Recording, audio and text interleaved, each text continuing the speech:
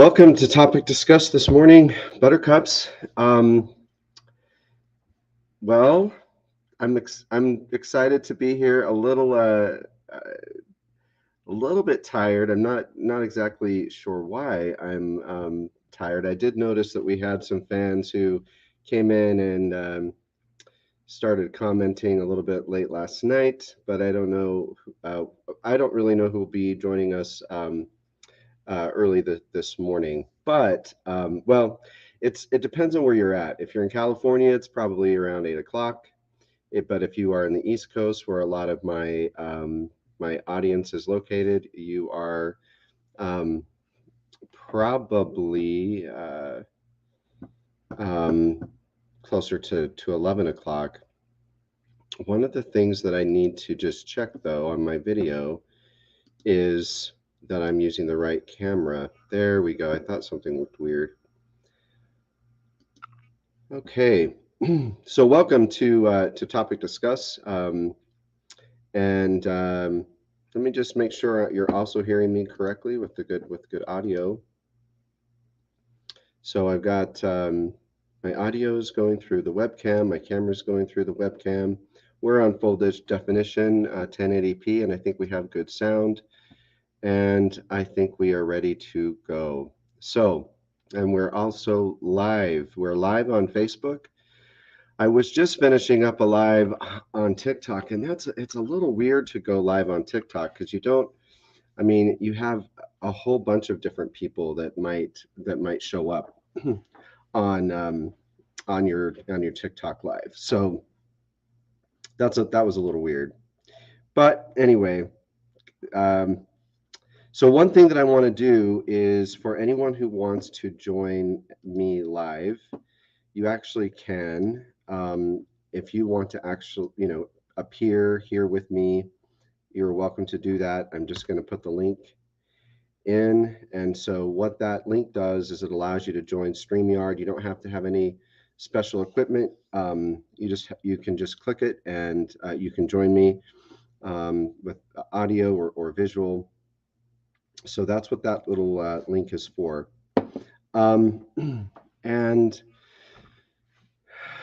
last week, I feel like we had a lot of fun with the live stream. And the thing that I'm not sure of either is whether we have this at the right time. So last week, we were later in the afternoon, probably in around 2 or 3. But I had some of my audience say that they kind of like the mornings a little bit better because their Sundays haven't gotten started. And, some people in my audience, have church things that they do on Sundays or they have family activities during the day. So that's why we thought we'd start in the morning. So if you are joining, grab your whatever your favorite thing is in the morning. For some of you, that's a nice cup of coffee. For me, that's a nice Coke Zero. Now, somebody might say, well, you're just, pretty typical just drinking a Coke Zero for your caffeine and not coffee. But I do want to say that, first of all, I really like the taste of Coke Zero. I don't get any money from them for showing this, but one of the things that I have noticed is that I like a steady stream of caffeine, not like a bolus of caffeine. A bolus of caffeine makes me pretty anxious, and so this I can't see the amount of caffeine if I can read it here, but there's a lower amount of caffeine in Coke Zero than there is in coffee and even in Diet Coke.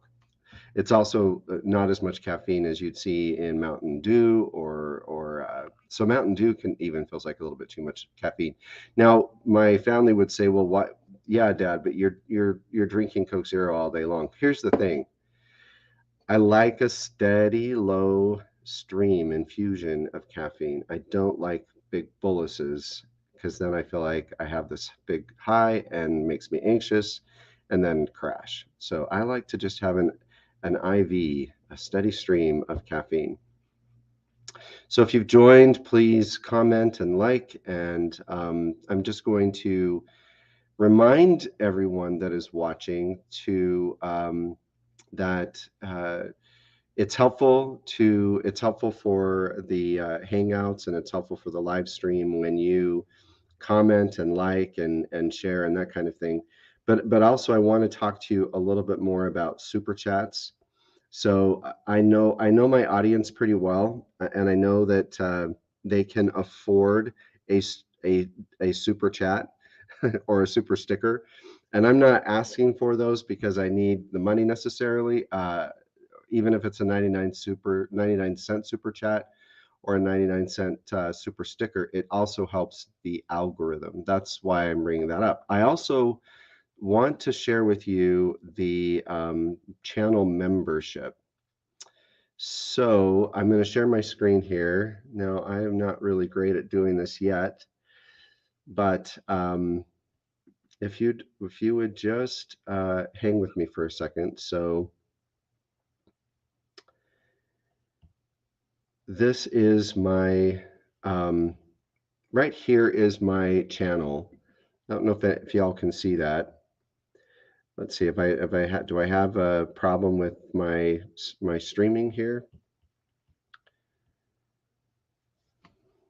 Am I slowing down? Let's just let this catch up for a second.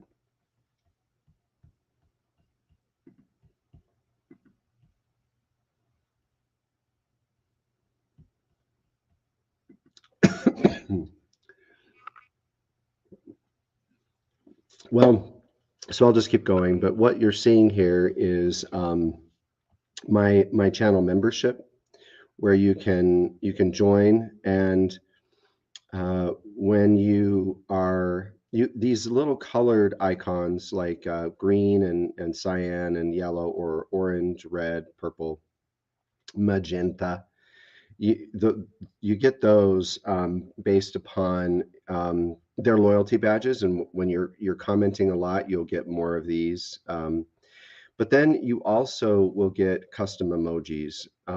So you'll notice on the membership, I don't know if you can see that very well, but I'll tell you in the membership, you can join for $2.99 a month as butters, and you can also join for $6.99 a month as cups, and for 25 or $24.99 a month as a butters.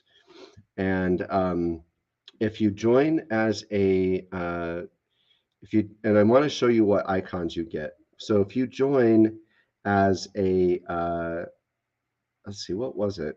It starts at butters. If you join as a butters, you get this little jello icon like next to your name. Isn't that exciting? Isn't that so worth it? And then if you join as a cups, the second level, you get the I love topic discussed. But the exciting thing is if you join as a full buttercup at tier 3 level, you get this emoji, which I just want to show you bigger. This is kind of the most popular. Some of my audience even have t-shirts made with this. And so that's what you get for joining the channel. So feel free to join and at those different levels. And so today's show, we're just going to get right into it. And I see that we have someone watching on Twitch, which is pretty awesome. I just am curious about how many people are using Twitch when they're coming and watching me. But so today's show, I'm really looking forward to any ideas that you all have about what you want to talk about, and also movies that you might want to review. So with that said, we're going to start the show, and I'm just going to say, buckle up, buttercups.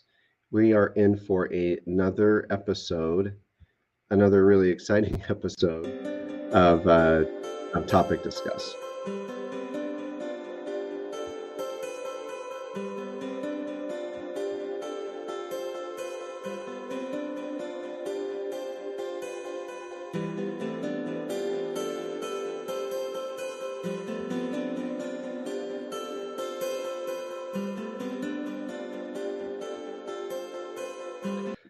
So we have some viewers that are again, they're watching us from Twitch. If you're watching from Twitch and you don't mind making comments, I'd be curious about how this is streaming, how well this is streaming on Twitch. So again, just a reminder that we're live today to hang out and really kind of just like talk about whatever it is that you're interested in talking about. I do have some people that are sending in. I just finished up a live stream on TikTok this morning, which is honestly, it's a little weird. Um, to go on live with TikTok, but because really, like, you don't really, what I'm used to with YouTube is a lot of followers, right? And not just followers, but subscribers who I know, they're kind of my fans. But in TikTok, it's super random people. I'm gonna open another Coke Zero just because I'm kind of low on energy today. And maybe a 9 o'clock live stream is not the best time. But anyway, so TikTok Live is kind of interesting. What I was trying to do with TikTok Live is bring people here who follow me on TikTok and then wanted to join live. I don't have the live stream capability yet for I can go live on TikTok, but TikTok has selected just and I don't know if this is random or if they picked special people that actually they'll give you the stream key so that you can plug TikTok into your streaming platform. I use StreamYard, and when I use StreamYard, I can stream right out to directly to Facebook, to YouTube, to Twitch, and to Twitter, but I can't to TikTok because I have to have the stream key, and TikTok has yet to give me that stream key. But I've requested it, and we'll see. So we'll see if I get that stream key, and then I would actually also start streaming to TikTok, and maybe I'd see more of my followers. And welcome those who are joining. We have some people that are watching from Twitch and from the YouTube link. Welcome if you've joined, and we'll see where we go from here. So this is one of the harder parts about doing a live stream, is that you really don't know. You don't necessarily. I didn't really necessarily have anything planned for today, and so sometimes I feel like really excited about, and I enjoy doing the live stream. And sometimes, for some reason, okay, I'll just say that some reason this morning I am not quite where I'm feeling the way that I want to feel. And I kind of felt like that last night too. And I'm just going to kind of ramble on for a second and say that part of the reason for that, I think, for me, is that I've been noticing that what I eat, when I eat, and how much I eat has a lot more to do with my how I feel, like physically, but also mentally and emotionally.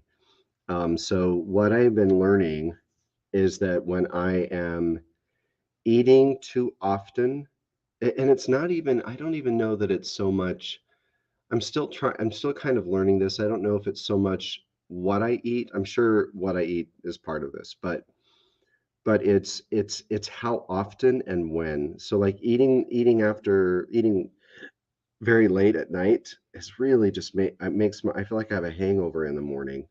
And even if it's just a small something. So like last night, I went with my wife and our friends to dinner, and we were there pretty late. So our meal, like we probably started eating at 8, and then we went to and that honestly, eating after 8 starts to feel a little bit too late for me. And then we went to we went to a place called Berries and Cream, which is pretty cool. So they basically put a bunch of fruit in heavy cream. Well, that was probably about 10 o'clock, And so, I mean, I didn't eat all of it because I just was not, I was feeling way too, just like weighed down with all that food.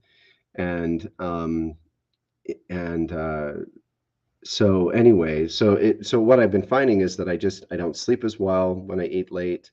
And I really think that it's, when I say late, I mean probably after 8 o'clock. And so that's kind of where how I feel about what I'm learning about eating. So number one, I think eating too late is kind of hard for me. And then I'm also been learning that like it's not just eating late, but it's also eating too frequently through the day. Like I've been noticing also that I need a rest. I need to not eat for a good 4 to 5 hours or longer before I eat again. And there's a moment where definitely I feel hungry, kind of waiting that long, but the hunger that hunger feeling is and kind of maybe that irritability doesn't last very long. And I know that if I kind of push through that, then I'm fine, and I actually end up feeling like I have more energy and not so weighed down with food. And so that's just kind of what I've been learning about myself. So I'm kind of trying to get back on top of that.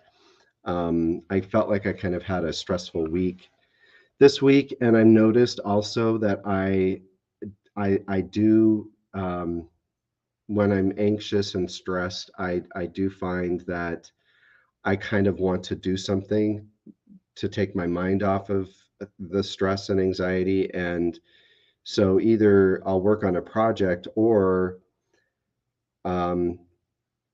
or I'll snack. Even when I'm working on the project, I'll snack. And snacking is probably my worst enemy.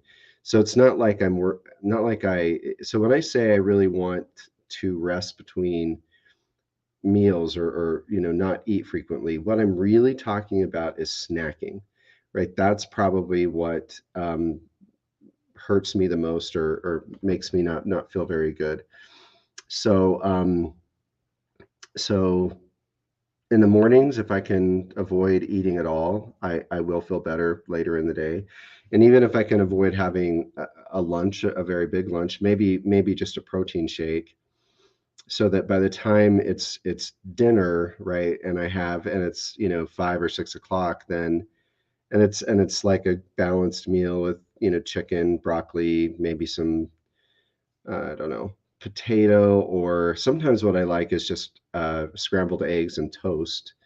And that's kind of where that's kind of what I like to do. And when I'm off that schedule, I really feel it, and I'm definitely feeling it today because yesterday I think that I did pretty okay with like not snacking, but then I think that I don't remember what I had for lunch. Oh, I know what it was. Like my kids had these.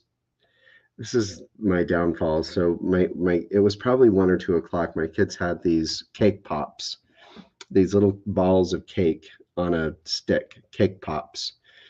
And I had one of those. It was a chocolate one, and that alone right there was way too much sugar, way too much refined stuff, and it just like immediately makes me tired, and kind of throws me off track. And so then I think I ate, I don't know, maybe some toast. Um, Nothing that I think was really helpful. And so I definitely felt what that like I felt the after effects of that. And I also noticed that it kind of makes me feel swollen right through my eyes and that kind of thing. So then I didn't eat anything, or I kept food off my stomach until we went to dinner. But again, uh, thanks for joining on Facebook, whoever's out there on Facebook with us. But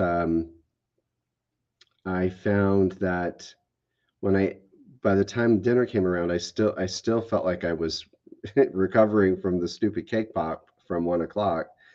I hadn't eaten anything until dinner, and then at dinner, you know, it just I I don't know if it was just because it was too late, or if I should just have avoided eating anything. Thanks for joining on YouTube. We have people on YouTube watching, on Facebook watching, and on Twitch live. I'm curious about who's on Twitch, so make comments. That'd be great if you want to. So that's kind of what I'm trying to figure out is, in fact, the thing is that I have figured it out. And I know what it is. I know that I really, first of all, need to make sure that I'm not snacking at all. Like snacking definitely it has an impact on my state of being and my wellness and how I'm feeling, my brain, my mental status, and it's not really profound, but there's a pretty big difference I've noticed. So when I'm pretty on track with like uh, having like an intentional meal, whether that's at lunch or at dinner, and oftentimes I just feel better not eating breakfast than when I stay intentional on like, okay, it's time for dinner, and we're going to have scrambled eggs and toast, or we're going to have chicken and salad, then that's when I'm going to eat, but I don't want to snack between those types of meals. And that's just what I'm talking about for me when we had that question come forward, is when I don't follow that schedule or that routine. And again, like if I eat too late, like I did last night, I definitely notice it and kind of feel that the hangover.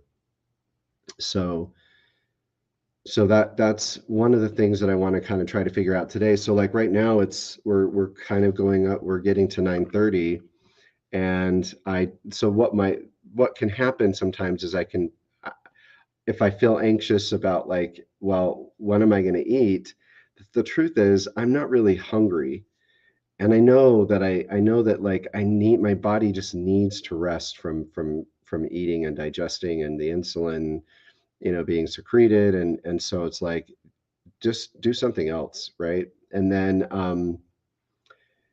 but sometimes I'll get a little bit anxious, like I don't know if I can make it through the day. And the truth is it's not even about making it through the day. And for me, I don't even call it fasting. I just am learning that my body, my stomach, my pancreas, I feel like my brain need a rest from processing food and digesting it, and deciding whether it goes into cells like my brain and my muscles, or if there's excess calories, converted to fat. That whole process, that whole metabolic process, I think, is straining, and I think it makes me tired, and I just don't think as well. So that's kind of one of the things that I'm trying to work on through the day.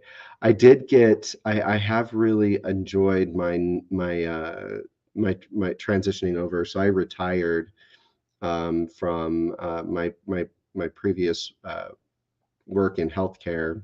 I had worked for Intermountain Healthcare for 30 years, and that gave me the ability to retire early, if you will. I've decided, though, to make sure I've decided to not draw on that retirement. I'm young. I just turned 48. So I'm not quite even 50 yet, and I don't want to stop working. And I also don't want to, I want to make sure that I have that retirement available when I'm actually don't want to work, when I'm, and reaching 70. So I decided not to draw on it. But anyway, so I'm having an incredibly good time, like having a blast working for a new startup company called Intergalactic, and I really like my work life there is snack free, whereas where I was working before at Intermountain Healthcare, it was not snack free. I loved the snacks. My assistant, my executive secretary was amazing. She was kind of like my grandmother. Her name was Ann Gibson, and she would throughout the day just bring snacks. And I know that like I should have been more disciplined about saying, I just don't want those snacks, or I can't eat those snacks. But I didn't. And so I snacked.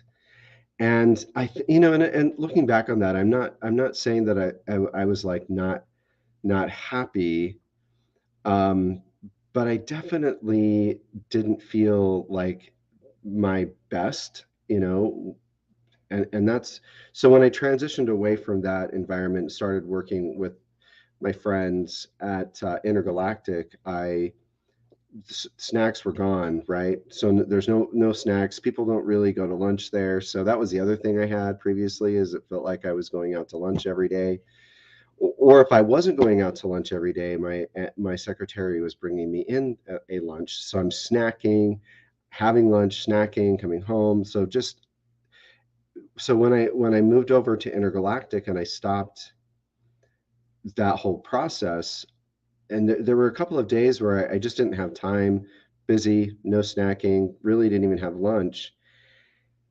And it felt really good. I was like, oh, I feel like I just have more sustained energy. I can go home and kind of feel like I'm in a better mood. And again, it wasn't like before when I snack all day that I'm not in a good mood. It's a very, very subtle difference.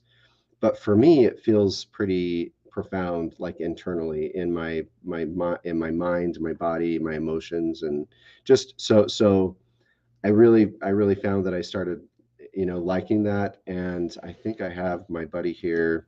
Hey, Derrick, how are you? What's up, man? How are you? Good, good. I'm Good. just spraying the weeds in the garden, man. Trying to get that to look good. What are you up to? Yeah. Well, I'm just doing. I actually just was at live. I did a live stream on TikTok before this live stream, trying to kind of bring people over from TikTok. But TikTok's a different world. Mm-hmm. And you don't really know like who's like anyone's like following you and seeing you, and so you kind of pick up some people that want to subscribe. But on YouTube, you're pretty clear about who your audience is. You know that, right? Just Oh from yeah, your yeah, yeah. yeah, I'm too spread thin to spend too much time and energy on TikTok, even though I yeah. want to try because I know it'll help expand my reach. But I really, it's difficult for me to figure out how to multitask all of that I do Yeah, and then well, go, and move. yeah. Try to move One thing and that I've learned about that though, Derek, just what that's cool is if you do put a little energy into TikTok and get over 1,000 followers, which is not hard to do, right. then you can stream. So like Streamlab right now, I'm streaming to Facebook, to YouTube, Twitch, and Twitter. Okay. Once you get to a certain point with TikTok, you can add TikTok to your StreamYard with a stream key and stream right onto Interesting. I didn't to know that. TikTok. Yeah, and then you don't have to multitask. You just do it. You do it that way. If I'm doing a live, that would work out really good. It's me Yeah, if you're trying to doing a clip live. those like shorts. But I'm also trying to incorporate those into my YouTube as well. So whatever shorts I make for YouTube, I could use for TikTok. I can use for cross Yeah. them over because YouTube's really wanting shorts too. They like these little short 60 Are they second. people Yeah, like they're it? competing Yeah. with TikTok. I mean, TikTok had more growth and more traction than Google last year. Yeah. I mean, that That's tells you crazy. how much, yeah. Yeah. So if they're getting that much attention, of course, YouTube or Google, who owns YouTube, is thinking, we've got to figure out what model this is and try and incorporate some of it into ours. Facebook Well, did the same thing.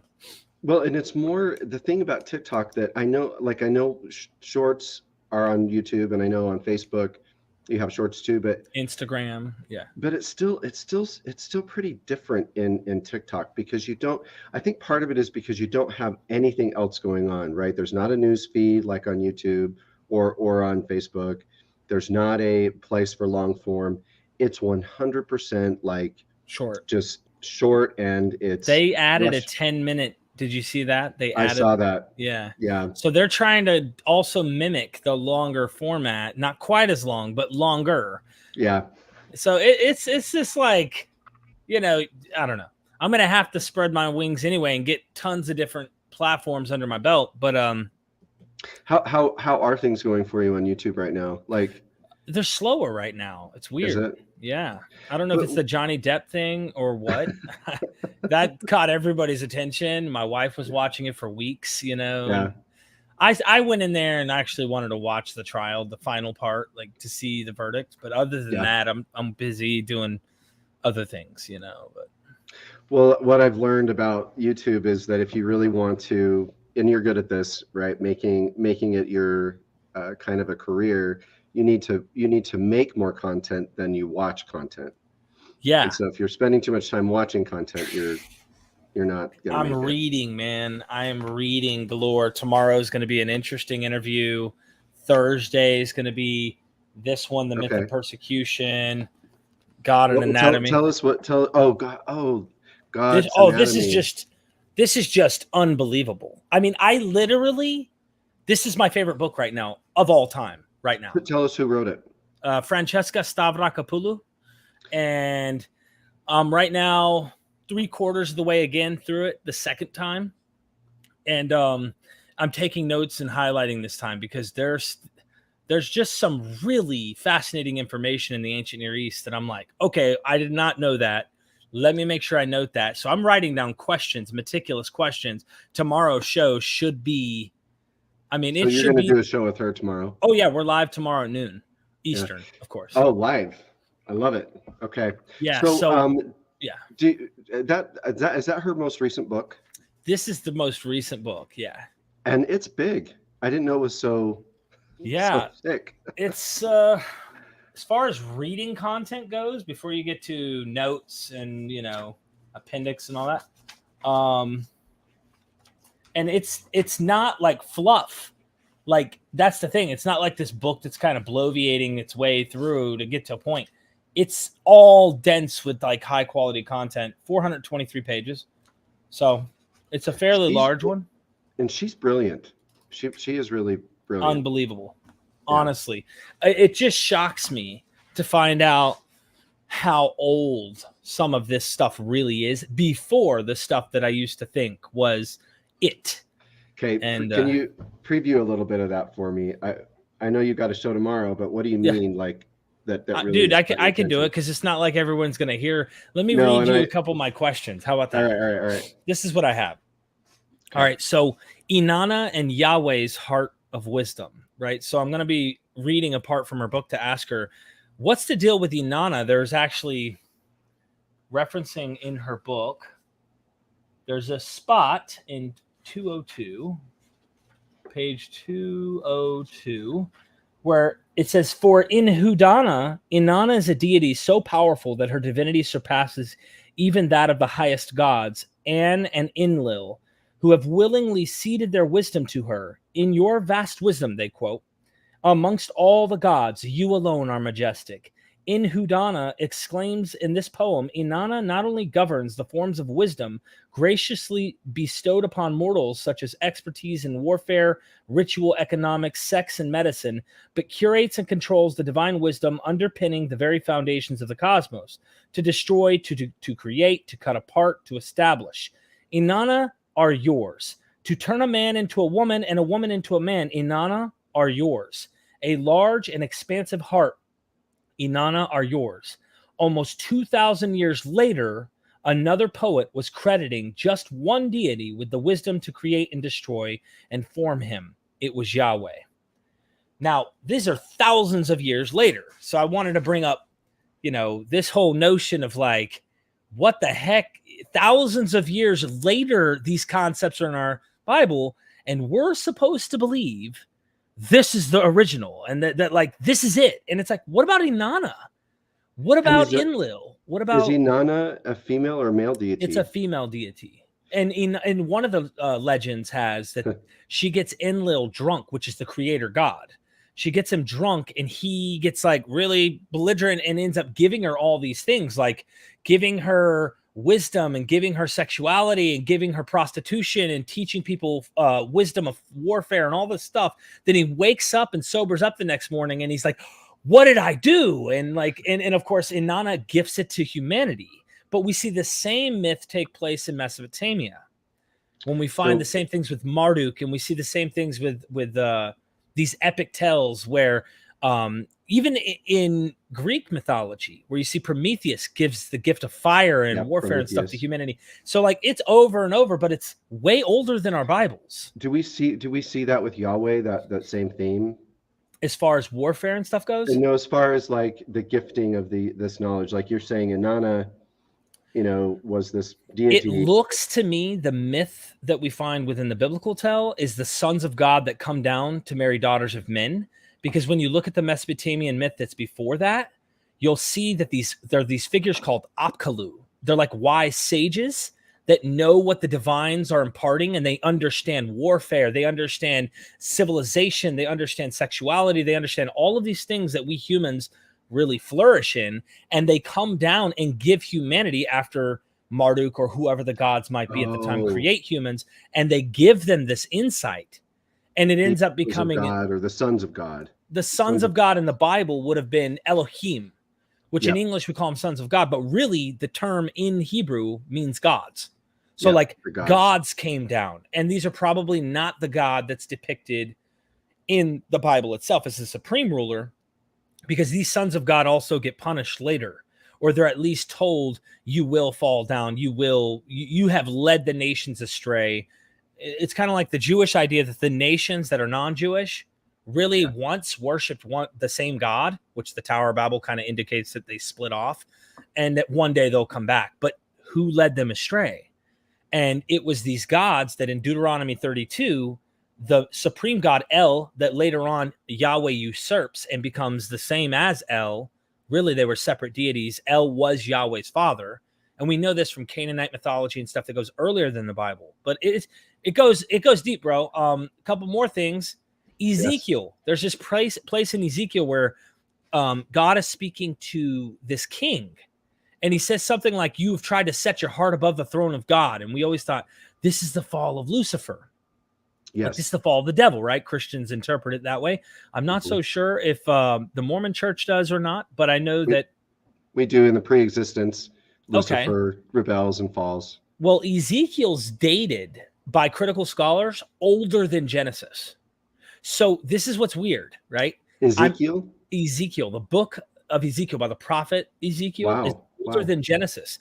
And so I questioned it. She said this in her book. Ezekiel, Genesis, similarity, 6th century to 5th century, about being cast out. So here is this ruler that's being cast down in this Ezekiel tell, which is probably talking about some king in a local place somewhere. But then there's a retelling of this narrative with this character, Adam and Eve, in Genesis. And God is casting them out. And why? They set their sights on becoming like God, or like even them, possibly usurping God and disobeying. Right. Like the king. So you're saying this was before Ezekiel was before they were taken captive? This was according to her, Ezekiel was before the Babylonian captivity. It looks like, And then Genesis, some of Genesis is written while they're in captivity. It looks like Genesis is definitely taking place during this period. And I love this stuff. Me too. Because really, it's like they're writing their own origin story, so they can go back and tell the Canaanites why they need to come back and either believe like we do, or we're going to kill you and call you Canaanites and us Israelites, even though we're really Canaanites as well. Let me give a pat on the back to the Mormons for this. This is an interesting thing. Mm-hmm. They're actually more consistent. They aren't falling for so much of the fluff that goes on within Christendom of philosophy, and they're going back to the gods having actual bodies. That's the whole point of this book. She shows you God's head, hands, feet, penis, the whole nine. Like, everything is described, and it is all over the Bible. I did not know how, when I read my Bible, I didn't see this. Even from the war bow. See, this is an interesting thing. Like, women, when they lose their virginity by a male piercing them, the phallus piercing them. Mm-hmm. Men in the Greek world lost their virginity when they were pierced by a weapon during warfare. Okay. Yes, it's a masculinity thing. The phallus is a symbol of masculinity. And she opens up one of the chapters saying, when that this is part of the Masonic ceremony, Derrick. You get pierced on your chest, your left breast, when you're like beginning as an acolyte, and then or as a fellow, and then you or an apprentice, and then you get pierced in your right side when you turn into a man. So it's like young man, and then they're still passing on yeah. that same tradition is being kind of retold and reshaped and reformed. And that's why I think it's I'm trying to knock down the walls of like bashing others. Ours is true. Like, no. Expand your mind here a bit. Expand your thinking a bit. And let's broaden the scope and not ostracize or demonize everyone else's traditions here. Specifically, Abrahamic faiths love to do that about other non-Abrahamic faiths. And my goal is to break that down. Let's understand these stories. Let's understand these things. Another interesting note I took, these are notes I took since yesterday. Derrick, really quickly, I want to hear it. I just want to let my audience know who are coming into live stream right now. Stefan Puff is a super fan. So what we're doing right now, we are doing our live stream. I put our stream chat, the stream link into chat, so anyone can join and talk. And Derrick very graciously joined to talk to us about a new book that he's going to be talking about tomorrow. Mm-hmm. Derrick Lambert is the host of MythVision. He's an incredible, I would call you a scholar. I know you have your PhD. I think you should get your PhD, but I'll give you an honorary doctorate today. That's what most people even the academics I talk to are like, one of these colleges should like just gift it to you. And I'm like, no, I didn't do the work. But because what Derrick does, Stefan Puff and others, is he brings on all the biblical scholars that are not like looking at biblical history from a necessary theological, but really an academic and historic and archaeological. So it's probably the best. Like, I think you would get a degree just by all of the content Derrick has if you wanted a degree in theology. Derrick, there are academics who learn from my channel. Yeah, just so people knows, like there are. So that's what's going on, Stefan Puff. And then Derrick, Liliana says how did you get that pretty blue book? I'm in North Carolina, right? And I'm thinking to myself, wow, okay, the book showed up. I didn't realize this was a UK or a European. Like, this is not the version that they send to America. The American version's red. When I told her, she's like, the gods are looking out for you, is what she said. So I was like, okay, cool. It is prettier, in my opinion. It's got like a golden, like reflective, and the feet here. This is when you get reading this book, everything about this book, including its cover, starts to come to life. She talks in a way that you are experiencing the thing she's saying. You're seeing it with your own eyes.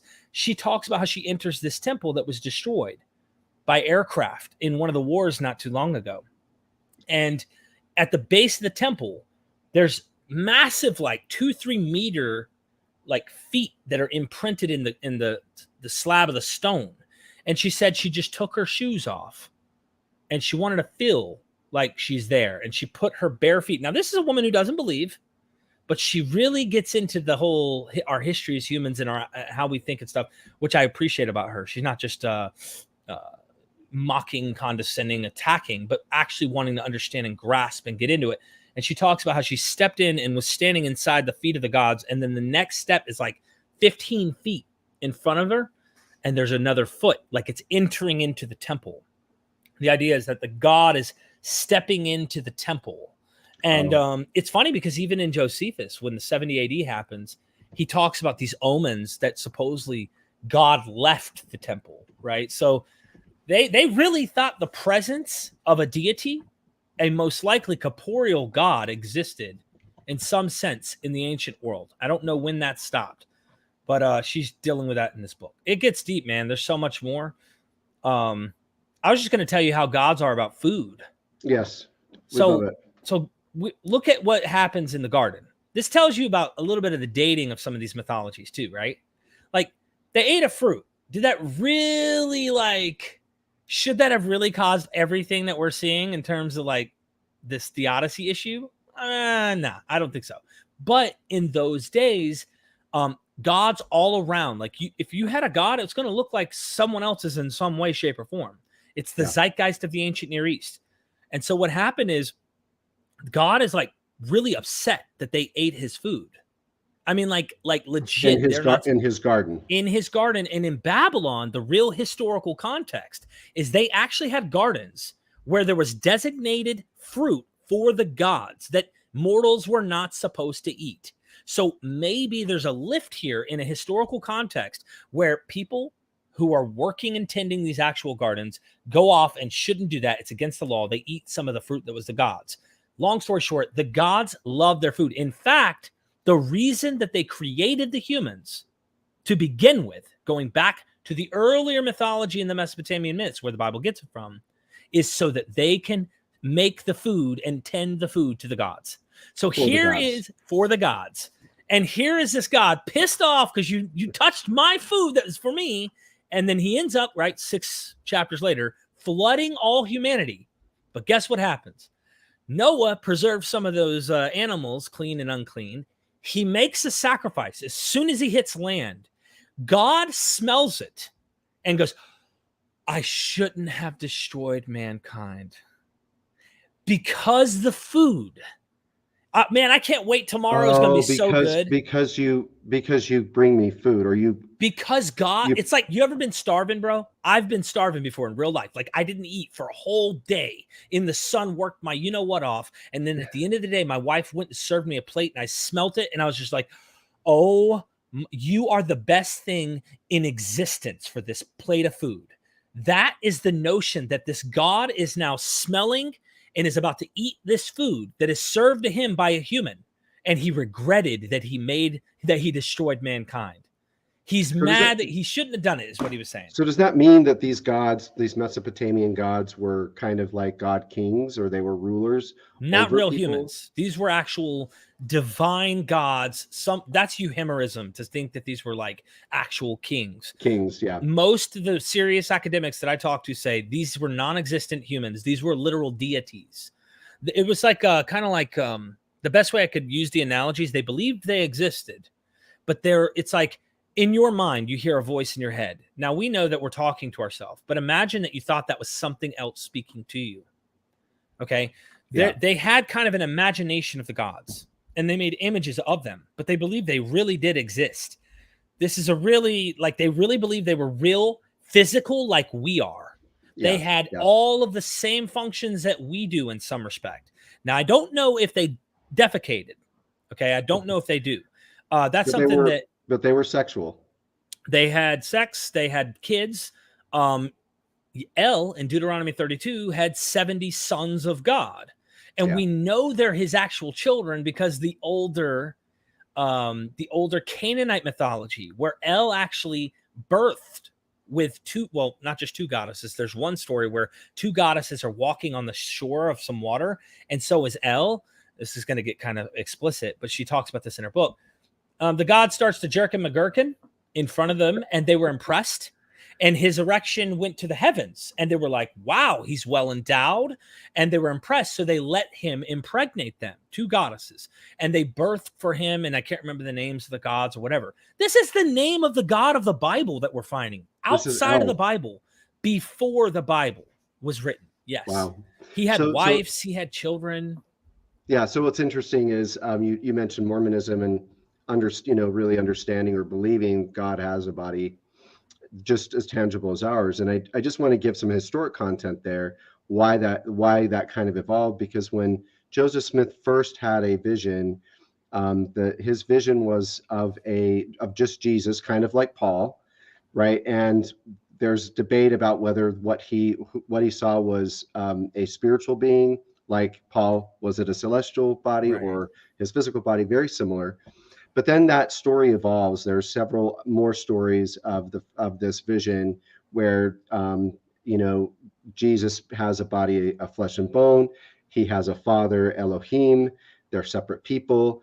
And right along that same, if you want to look at the historical evidence or the historicity and the documentary evidence, right along that same timeline, when each of those stories are coming along as Mormons are moving from New York to Nauvoo, Illinois, Joseph Smith and many of the leaders at the time with him, Oliver Cowdery, Sidney Rigdon, were learning Hebrew because really Joseph Smith was a restorationist, believed in that he was called to restore original Christianity, which is really what the Book of Mormon did.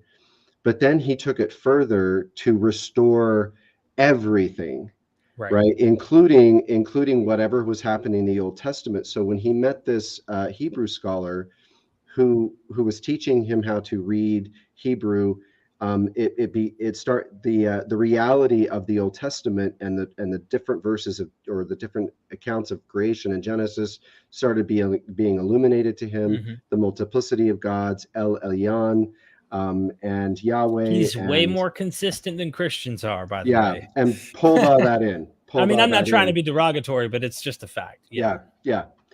But that's kind of why that evolution happened, and where that connection happened was with an actual, Hebrew scholar who was teaching them. Now that doctrine kind of so that was being developed, and then he was killed, and then you had other subsequent prophets that might have changed that around, but that's kind of that history. So whenever I hear about I think it's Dragons in Genesis talks about how he believes that what Jesus was doing, or the followers of Jesus were doing, was they were restoring the original First Temple Judaism as Essenes, and that where there is kind of the separation between El and Yahweh, and they had bodies, and whatever the Second Temple, kind of thing happened when they came back from where they picked up Zoroastrianism.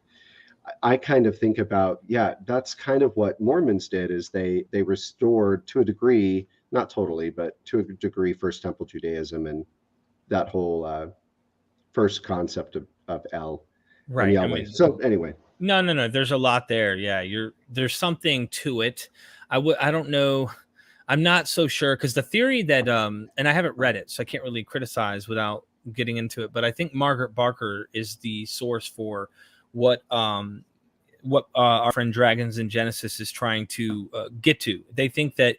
I believe that she thinks that Jesus is Yahweh, and that El is his father. And so here you have this kind of separation of father-son type thing.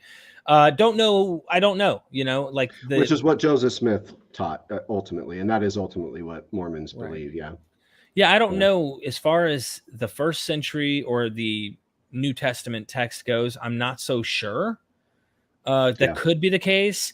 I'm not 100% sure on this. He's the son of man, which is this weird figure in Daniel, but is it meant the same way? There's a lot of stuff that gets debated over this in scholarship. And so I don't really know where to draw a conclusion on that. Just a couple more little notes that I think are fun, if I can. Idols are technically a derogatory term. So when you say something is an idol, right, it's like a negative term being used by people who want to dismiss other deities. But she says in the book, it's a negative or derogatory term for other gods, which is better understood in its actual root word. And she uses the vulgar. Can I say a few words? I mean, it's technically what she says in the book. Yeah. She says that it means they're shit gods, and they literally with the indication of defecation. So the term idol actually has a root from the idea that these are shit gods, which is they're just no good. And in fact, in the Bible, when Baal and Yahweh are fighting each other in Elijah's story, Elijah is outwardly saying to the Baal worshipers in the story, your God's sitting on a toilet. So it's this your God's asleep. He's not here. Baal is just taking a dump. He's worthless. And then he calls out to his God, and after he pours the barrels of water, and then all of a sudden it's licked up, the same famous Pine Creek, like this wet napkin on fire from just praying thing. But it comes from that root, she said. And desolation of abomination literally means you've desolated your temple with the abomination of an idol. If you put an idol into your temple, you've desolated it. That would pretty much be like putting dung in your temple. Crap. Yeah, and in fact, there were. She mentions the Qumran sect of the Essenes. They were so holy, in terms of the way they wanted to live. They would not defecate on the Sabbath. They would literally not take a dump on the Sabbath. So interesting. And they also they would go a certain distance away. They would wrap their bottoms in a cloth so that they would not expose their back parts, so the divine did not have to look at them while they defecated. And the other Jews mocked them for this. So they did that. The Essenes. The Essenes were mocked by the other Jews, or the other, Bible Hebrews, whatever you want to describe. I would say they're Jews at this time. They're mocking the Essenes because they wanted to cover their butt. And don't you remember an interesting story where God reveals his back parts to Moses? Yep. Okay. He is revealing there's more to it. She describes it's more than just his butt. He is seeing the glory of God. Let's put it that way. And God is endowed. The same goes with Isaiah and Ezekiel. All of these prophets, they're euphemisms in the Hebrew to showing God's genitalia. Yeah. And it's God's masculinity, his power. And in fact, to give you a tease in one of the chapters, she opens it up by saying, back when Kim Jong-un was alive and he threatened with nuclear power to the West, Donald Trump was president at the moment, and Kim Jong-un sent out this warning saying, listen, I have a button and I'm willing to press it. And Donald Trump made a public media response and said, listen, I have a much bigger button, and I promise you that I'm not afraid to press it, but you are. And she said, in that language is cloaked, my dick is bigger than your dick. And it literally is. If you really think about what he's trying to say, they are really talking about real weapons here. But in reality, it is cloaked in, I have a larger phallus and much more power than you do. So don't play games with me, buddy, or I will, demolish you or whatnot. And we see that throughout Egyptian hieroglyphics. Dude, look at Washington, D.C. Right. Look at the monuments. Look at the phallus, the Egyptian phallus right there in Washington, D.C. It's sky high. It's saying the Freemasons who built this, our forefathers to America, they wanted to let everyone know, okay, we are powerful. Trust me. And that's the whole point behind having this obelisk in Washington, D.C., erected to the heavens. We are powerful. Don't mess with us. That's the whole point. It's been going on for millennia, man. So remind the audience, what time is your show with her tomorrow? 12 noon at Eastern Standard Time. So it'll be 9 West Coast, Pacific. So 10 o'clock Mountain Time for us. For those watching, sweet. There's a lot more I have noted, and I'm definitely looking forward to seeing her responses. I'm hoping that people are impressed with the kind of conversation. You don't find this stuff. This is not stuff you just stumble across and it's like, oh, okay, yeah, I'll find that. Let me just read my Bible and I'll figure it out.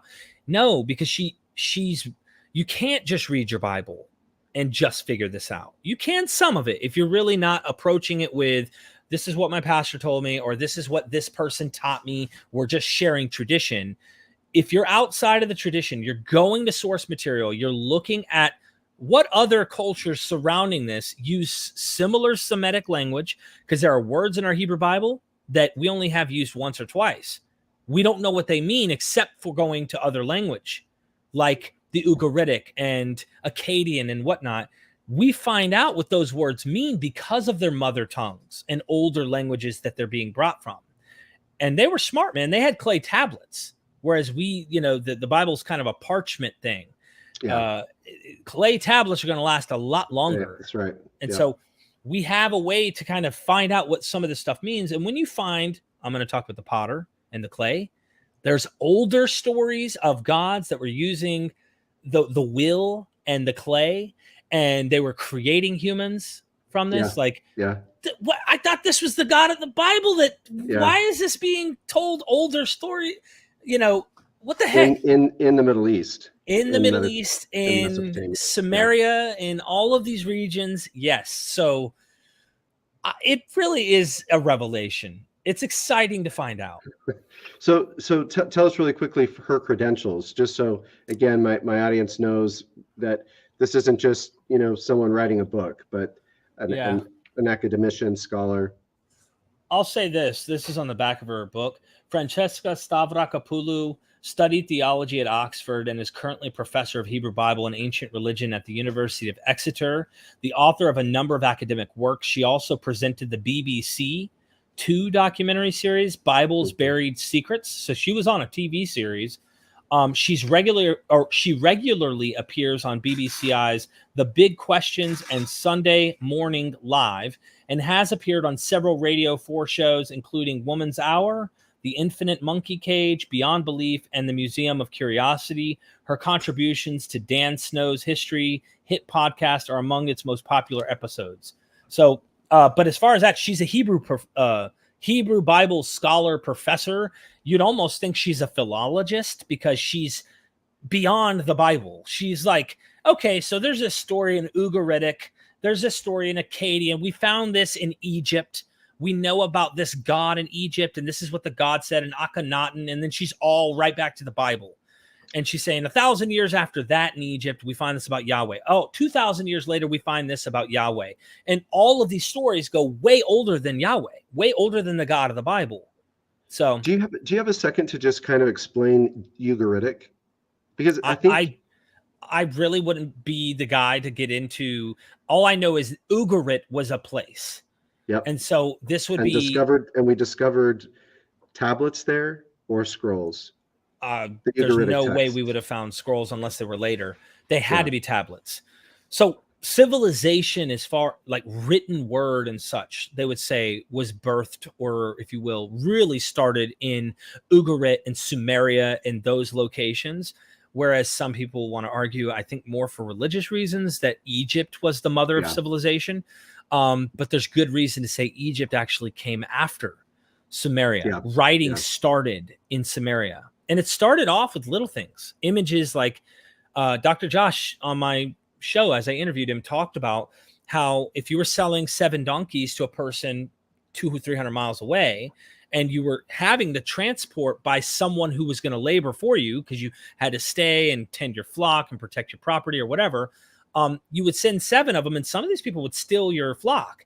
So by the time it got to them and you're just orally transmitting, hey, I need to sell 7 of these donkeys to you, give me the pay. Well, they didn't know that they're hitting them over the head and they'd steal their flock or whatever. Long story short, they finally got clay, and they started putting scratches inside of these balls of clay of how many donkeys were being sent with the messenger, so that the person purchasing them would break the clay open and see, because if you broke it open, then we know you're messing with the product.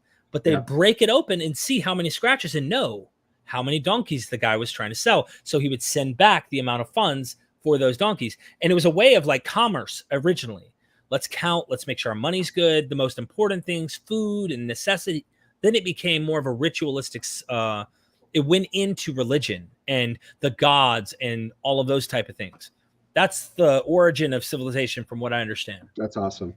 Okay, so just for the audience, this is the time at 10 o'clock. We were going to take a 1-minute break. So Derrick, I'm going to let you go, and we're going to just do a quick break. Okay, brother. But check out MythVision. Okay. Thanks, man. Bye. Okay, we're just going to take a 1-minute break as promised. We will be back shortly. Hang out. We'll be right back.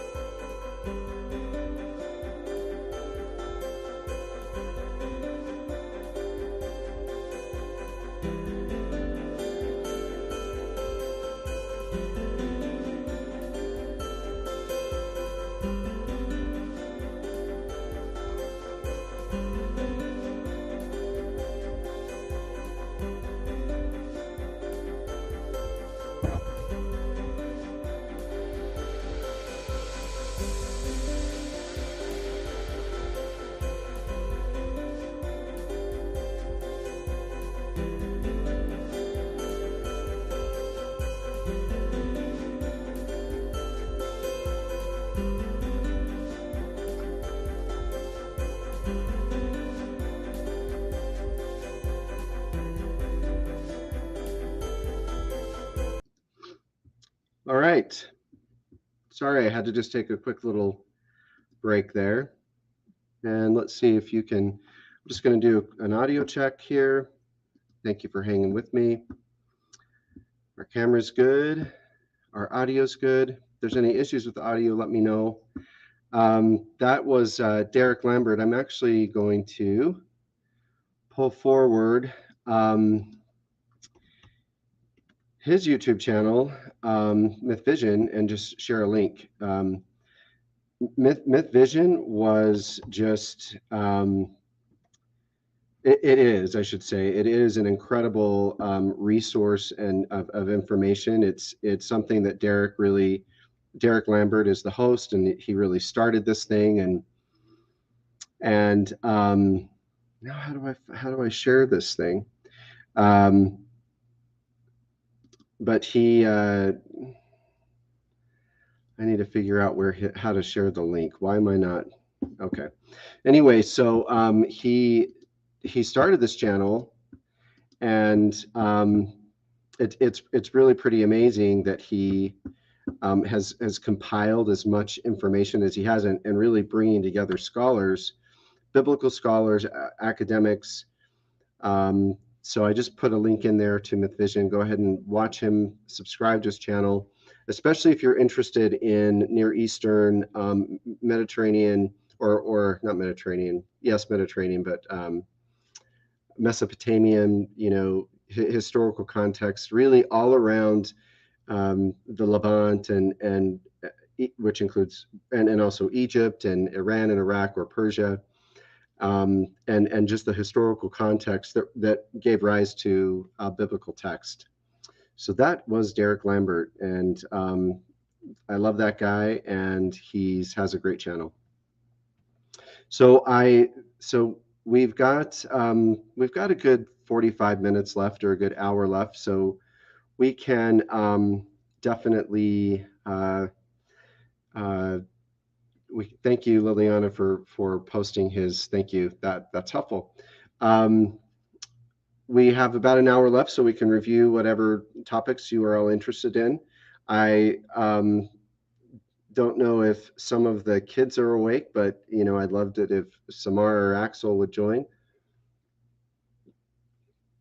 I'm not sure if we lost Steph Puff. I'm also going to look for my phone. I've had a few texts come through of questions from people. I'll be looking that up. I did go live before the show. I went live on TikTok, and TikTok's a different kind of world, and I can't quite explain it. But so I did go live, and you just meet these really random people. Sometimes it's really hilarious. Sometimes you meet people and you kind of feel sad for them, but you don't really get a clear sense of your followers. Sorry that I'm drank too much Coke Zero apparently. So I'm just going to send out an invite to anyone in the audience who wants to join. Just like Derrick did, anyone's invited. Everyone's invited. You can just click on that StreamYard link, and it will automatically take you in to the show, and you can ask questions live. And I think we might have. I don't. Let me know if there's any issues with what's happening on Twitch. I got a little error from Twitch. If any of you are viewing from Twitch, let me know if you're having any challenges there.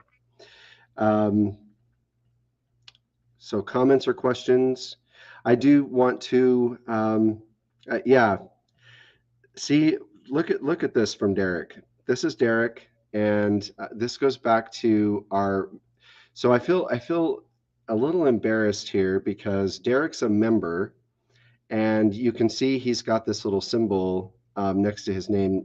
He's a member of my channel, and I wanted to explain memberships to people. And thank you, Derrick, for definitely for popping up and joining the show.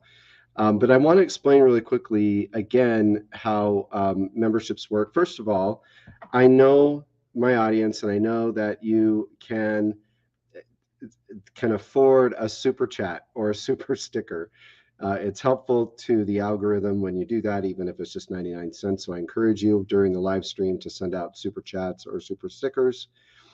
Also, I want to show so Derrick, I haven't given you, I don't think, your icon.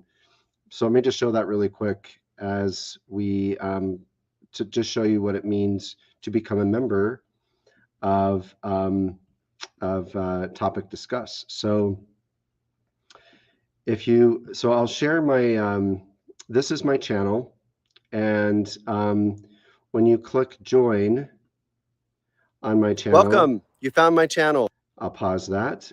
You can see the loyalty badges. Derrick has a loyalty badge, but I'm also supposed to give Derrick an emoji that's associated with his account or his membership, and I forgot to do that, Derrick, and I'll do that today. So you can join as a Butters at the Butters level for $2.99 a month. And you know what? I'm going to just say this, guys. I don't really care about the money. So if you're looking at this with me right now and you are seeing my memberships, I just care about getting the members and having fun with the icons. So if you're like, hey, Gary, we're not going to join and be a Butters for $2.99 a month, I'll make it 99 cents a month. And cups, if you want, I can make that, it's $6.99 a month now. I can make that less, just give me feedback. And then at the buttercups level, it's $24.99 a month. Again, I'm happy to make that a lower amount. But what I want to show you is your custom emojis. If you get a Butters membership, you'll get this little icon with me in Jello. Kind of a shout out to Mormons. And then if you join at a cups level, you'll get I Love Topic Discuss as your icon. But most importantly, if you join as a full buttercups, you will receive this. I hope that this is showing up right. Nope, it's not. Okay. Let me share my screen differently.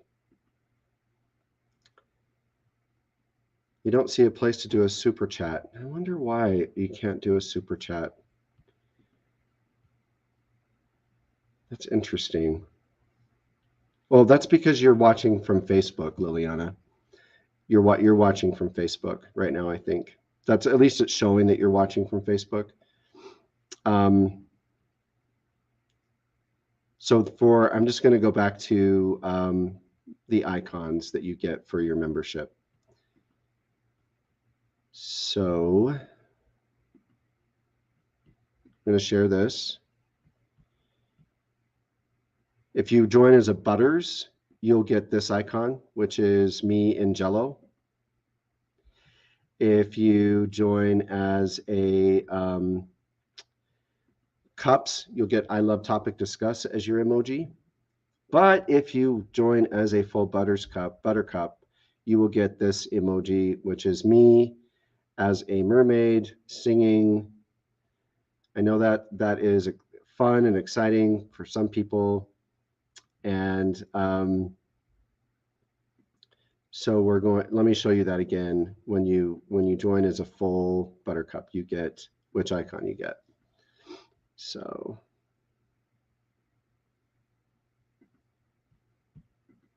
let me know if you can see this. So you'll get a this full icon, Team Topic Discuss. We have t-shirts with this on it. It's kind of, I know it's kind of, I don't know, kind of popular and exciting. So that is what you get for your membership. So remember super chats, remember super stickers, and also remember to join. If you think that I need to lower the prices so that more people are willing to join, tell me, let me know. And Derrick, if you're still watching, I don't know what level you joined at, and I don't know how to figure that out and to see who has joined as members. So Interesting, isn't it? I don't know. So let me know if you have some time, or if you got that. So again, I'm curious about who's watching from Twitch, from our Twitch server. That's pretty cool if you are. And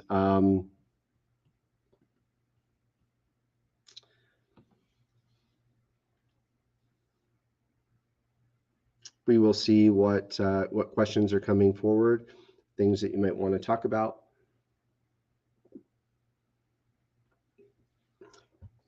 Again, we're live.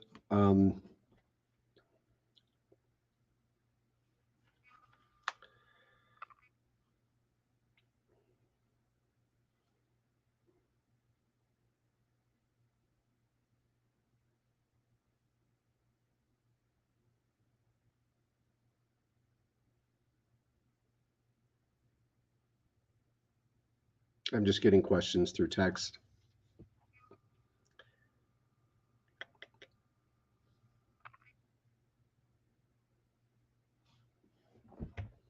So the question will be,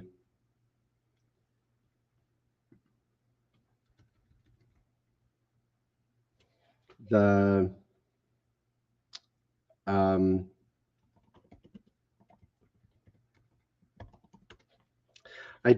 I do belong to a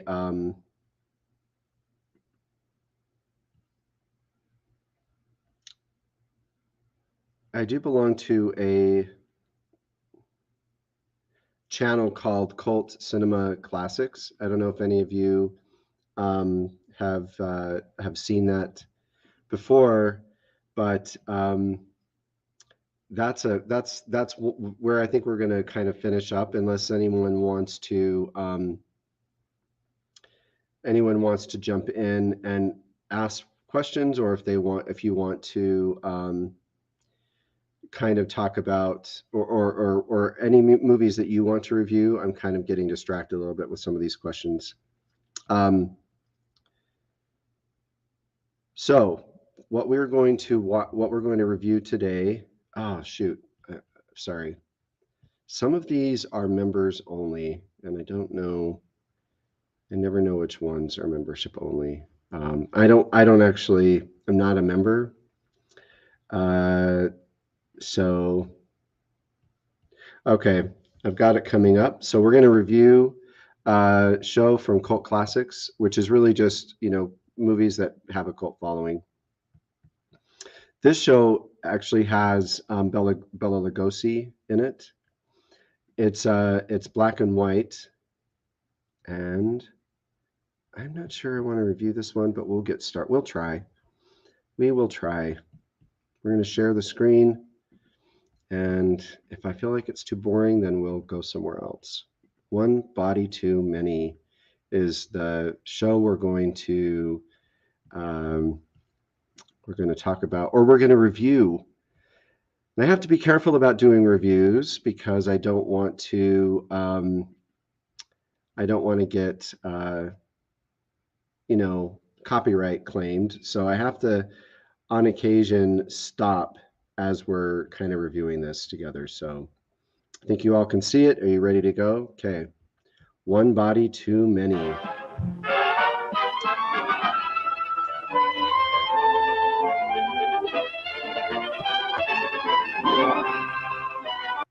So just as a note, as we're kind of going through this, Bela Lugosi, he's an actor from this time era, from the 40s, and he oftentimes played he was like a best known for being a vampire, or playing vampire characters. So we'll keep watching that.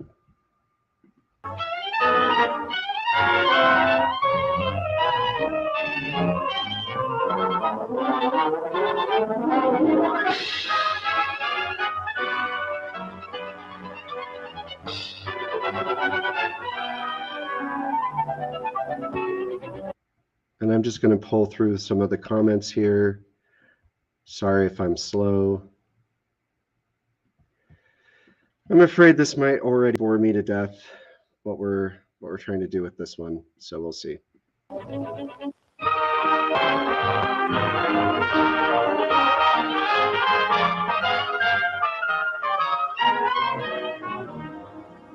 Yeah, I know, but call me tomorrow. I gotta get out of here. Hey, Tuttle, I got a date for you tonight. Dot's cousin just got into town, and you and I already have an engagement. I've had it for over a month with Cyrus J. Rutherford. Cyrus. So is this exciting? This is not a movie I think I can review. I already know. I would like if I had more time, then I think we could, but it's just not interesting enough to me. Um, unless some of you want to do that. And I really think that we're kind of losing people. So maybe we need to end early because I don't see questions coming through.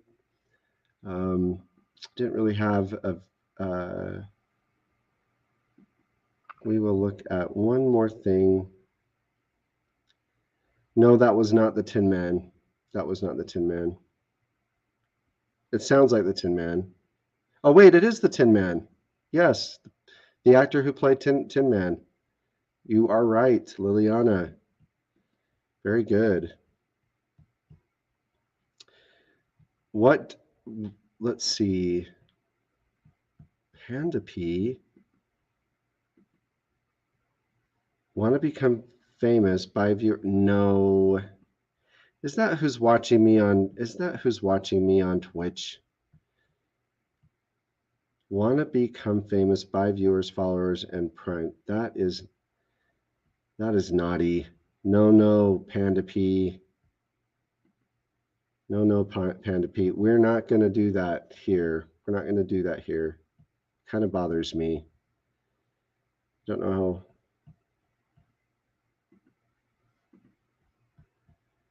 For a minute there, I thought Panda P was our daughter, Liliana, but it's not.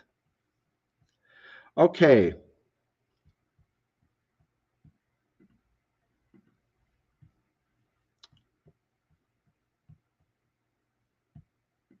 We are going to do some more review.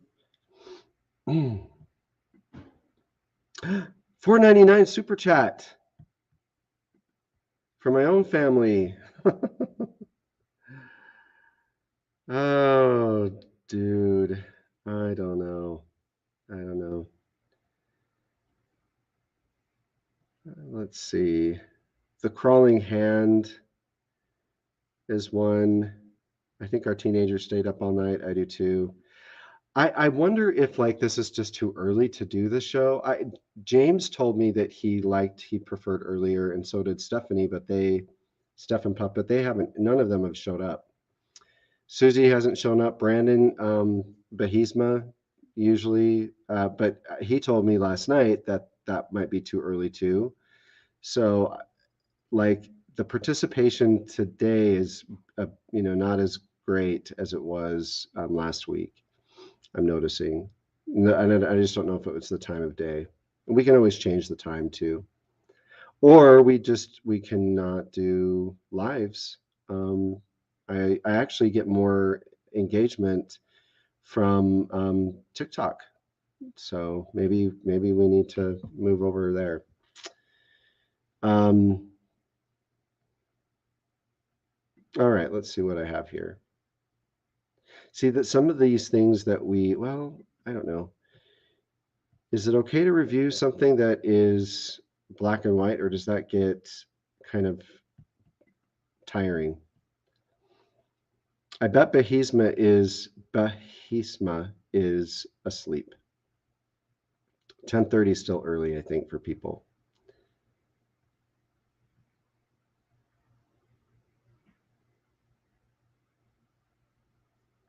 All right, here we go. So I don't know what it is about some of these old movies, but I do love them. So I'm going to enjoy this. If anyone wants me to change this or go on to something else, go ahead and tell me. But for now, this is what we are going to do. And I'm going to make comments. So enjoy.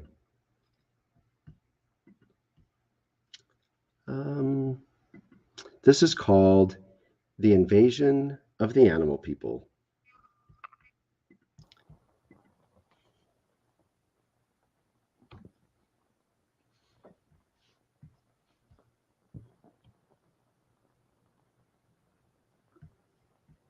The main functions of science can be termed as primarily comprehension and control. Okay, so I'm going to just tell you right now, I've never seen this before. I have no idea what it's about. All I know is that it's from 1959, and it is called The Invasion of the Animal People. And this guy apparently is a scientist, so we'll hear what he has to say. The comprehension is sometimes merely that of the physical, but more often it deals with the universal forces that affect the lives of each one of us. We know that the vast spaces surrounding our planet are teeming with micrometeors and radiations that originate from the stars and the distant galaxies.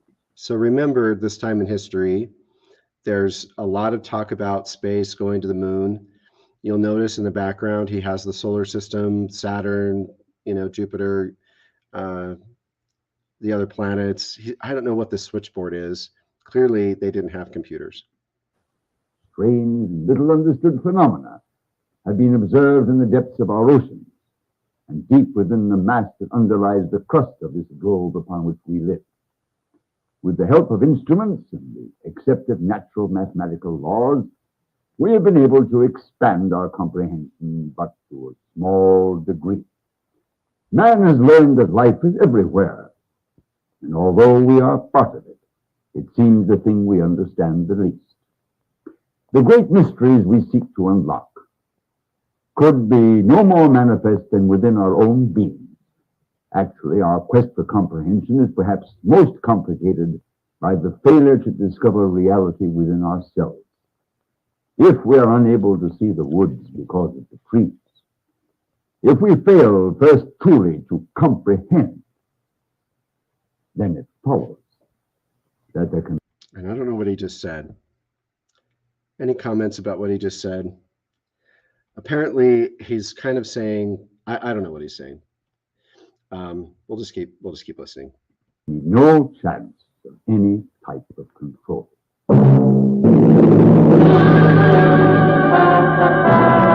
It's 1963. Italian TV. I don't know who Barbara Wilson is or John Carradine.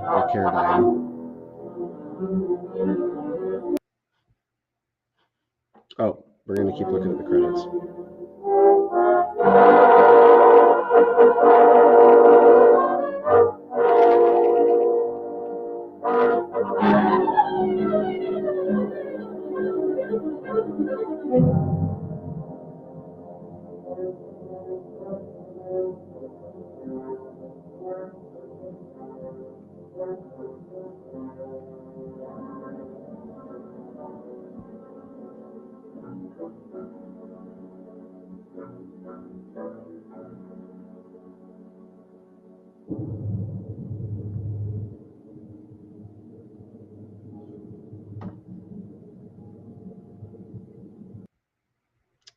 Virgil Vogel, Jerry Warren, don't know who they are.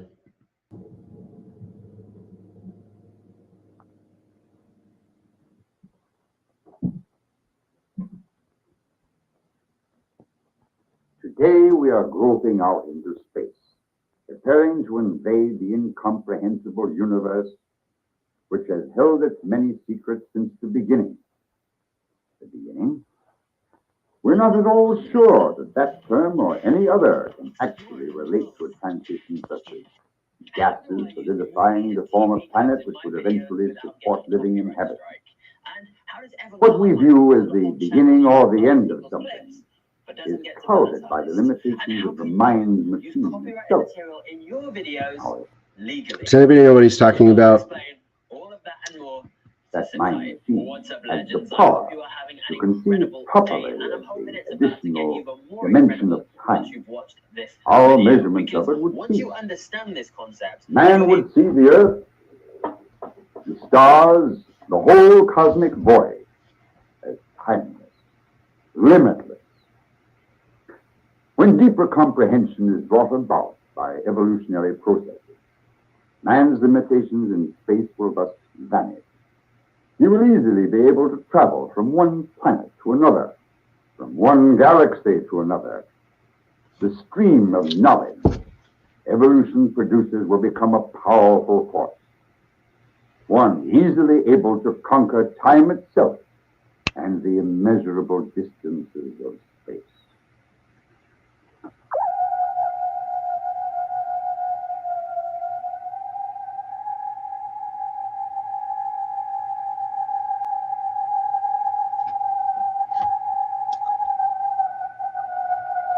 So if you heard my phone, I apologize. I'm just learning how to.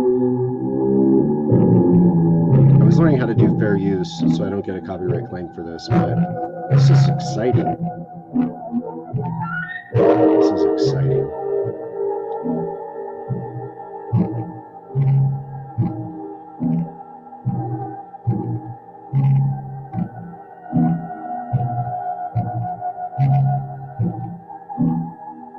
She's scared.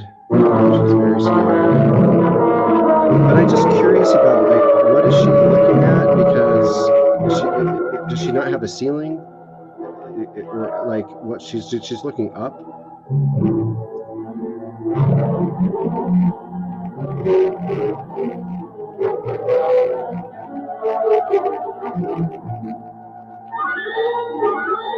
Okay, she's running.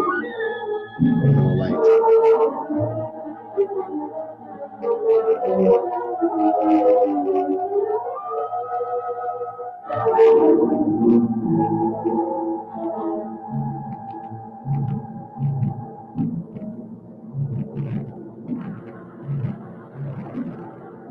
I'll look at that later.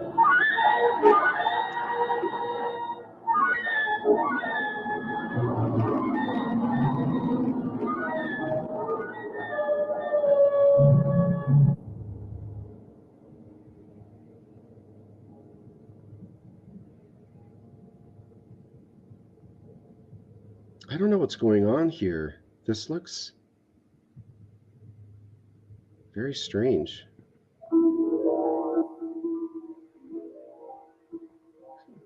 So she's pulled it. Diane Wilson, average American girl living in a suburban community. She had never been known to be mentally ill or behave in the erratic manner in which the police patrol had found her. Is this misogynistic? Do you think? Chief of Police Arnold Johnson had been accustomed to dealing with the many and varied situations that often called for extensive professional assistance. In this case, he called upon the best qualified man he knew, Dr. Ian Sabiri, MD and specialist in psychiatry. That doesn't look The very doctor had reassuring. known Miss Wilson And why throughout most of her years and was very much disturbed upon hearing of her present condition. It was agreed he would leave at once for an attempt to determine the cause of her unorthodox and very sudden seizure. The police groped her? Jeez.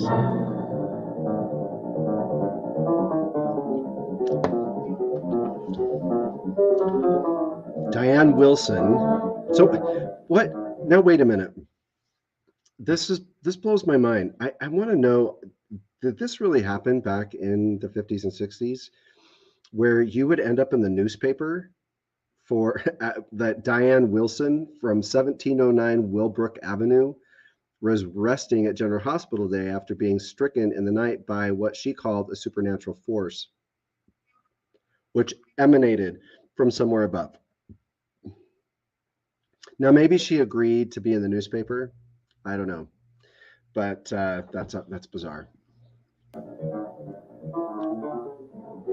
They didn't have HIPAA back then. I know that.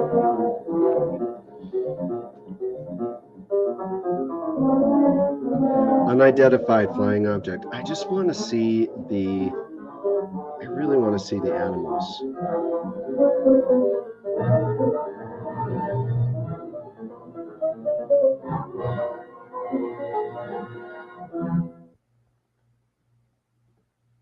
Okay, I've done Mother, something the wrong Wilson here. girl is waiting outside. I'll have her come in.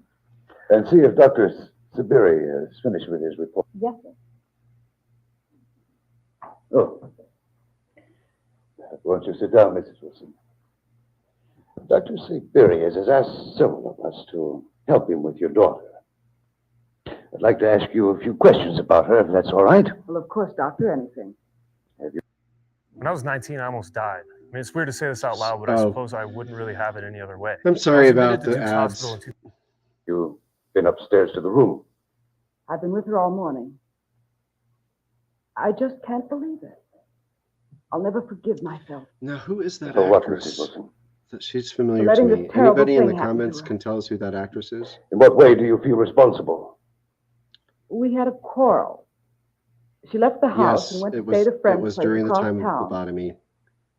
It was one of those They also, needless not just for things, women and I'm with afraid depression, mostly but my for fault. lesbians. I'm not kidding. What was the nature of the quarrel? Mrs. Wilson, I hope you Didn't work, by the way. understand the seriousness of They were Diane's still condition. lesbians. She's fallen victim to one of the most unusual seizures we've ever run into. And if we're to help her, it's essential that we understand everything that happened last night. I'm sorry. The quarrel wasn't over something you call new. I'm ashamed to say we've been going on with it for over 6 months. Diane has had the idea of going to Switzerland to stay with her uncle while she prepares for the Olympic Games. She won a silver medal in figure skating 2 years ago, and she's insisted ever since on living in Switzerland. Well, naturally, I want her to stay here. We have from time to time what we call cases of self-imposed withdrawal from personal communication due to hysteria or emotional disappointments of one kind or another, or by one suffering from a paranoid structure. However, considering everything I've learned about your daughter, I'm inclined to dismiss all such possibilities. Everything points to just one thing: a situation of sudden violence. Oh, good morning. Good morning. You know Mrs. Wilson? Yes, very well. How are you, Mrs. Wilson? I can't really tell, Doctor. Have you seen Diane? I just left her. Well, is there any change? Is she able to talk yet? I'm afraid not. She's just lying still the same as before. If you're finished, I'd like to go back upstairs. Of course, Mrs. Wilson. I want to thank you for your patience and understanding. Well, I'm glad to do anything to help. Oh, just one thing.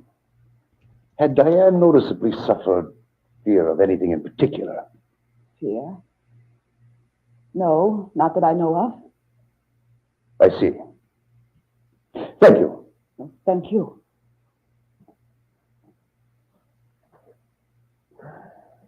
Invasion of the Animal People is what we're I'm just watching. worrying about this whole situation. That I couldn't agree woman, more. the woman we just saw was What about the flying is saucer Barbara story? Wilson. Did it check out? I can't believe that could be connected in any way with this case. I'm not entirely convinced that it isn't. I'm not sure Come who on, she Jim, is. we're not living in the 16th but, century. She. This is where I No kind of go doubt down a that rabbit hole a generation little bit with Made the these same shows. observation about the Is 14th century. so I'll find out about this A actress, series of incidents Barbara about a year Wilson. ago She was involving also 3 different in women other during movies. a flying saucer sighting. I think Space so. Invasion. Oh yeah, the Animal People, Lost, Lonely, and Vicious, The Murder Clinic, The Flesh Eaters, Teenage Doll. So then I'll be like, oh, I got to go watch these other movies that Barbara Wilson has been in, but she's kind of in a lot of horror films, like The Blood of Dracula. According to these files, the symptoms were identical to what we have right now. Sometimes this is kind of Both what I cases were attributed to a physical cause. Attributed, but not proven. when I'm bored. Dr. Jensen was handling the case with Pretty the help nerdy. of at least 3 internal specialists. I remember Jensen telling me quite specifically of the questions in everyone's mind, including his own. One of the women disappeared, and the other 2 had to be committed. I just learned All by 3 reading cases, about there this was that no the record of woman previous illness, and each one was stricken that on a lonely was street late put into the at night. hospital, exactly my Diane point. Wilson, The one girl was raved played incessantly about by a sound, Barbara Wilson, piercing, high-frequency vibration. and seemed to also emanate from above the mother with that just tremendous came in is and also intensity. I'll get hold of Jensen. Barbara Wilson. So it's the same actress playing both the mother and the daughter. Weird. All right, so we're going to pause there for a minute, and I want to just jump to where we might see some of the animal people, because this is going to put me to sleep. I'm sure it's going to put many of you to sleep too. I want to see what the animal people look like. This is a long movie. Do we ever see the animal people?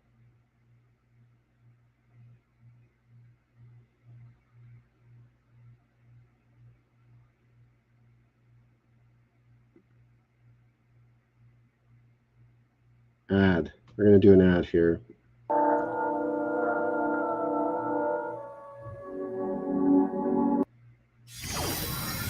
Sorry for the ad.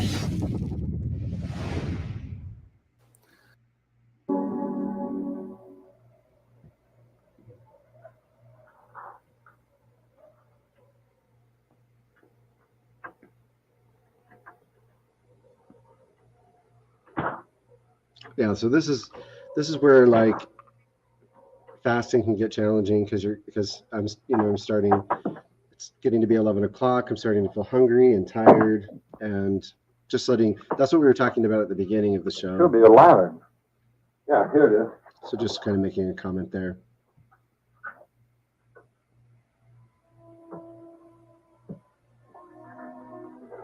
Okay, I'm gonna skip. I think we found the animal people. Yes, is that you?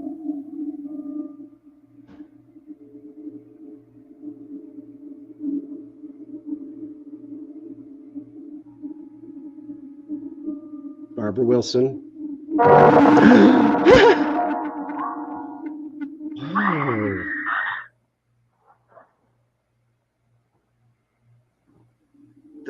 Oh. Wait a minute, that's scary.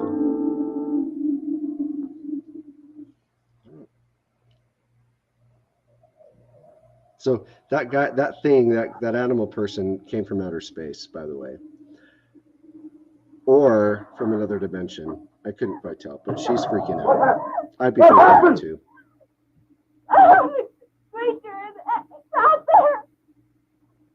Now, I wish she could be like more clear about what she's freaking out about. Yeah, it's a Sasquatch. It's a Sasquatch, but oh, look at how big! Look at the giant. He's giant. Oh, this is intense.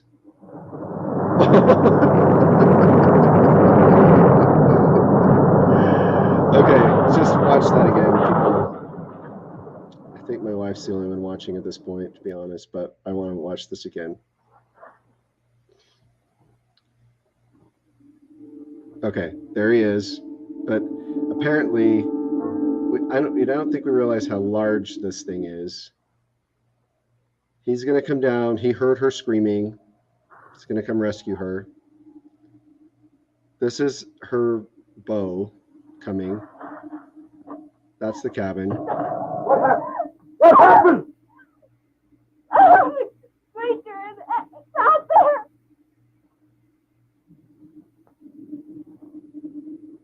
I'm getting you out of here. Get out. Look. So that's the animal people creature walking along the ridge. Look how tall and huge it is compared to the cabin, and watch what happens from him walking, or it walking along the ridge.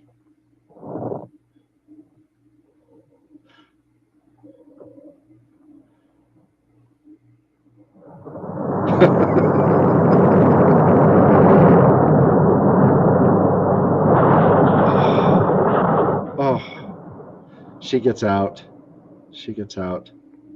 He's done for. Poor guy.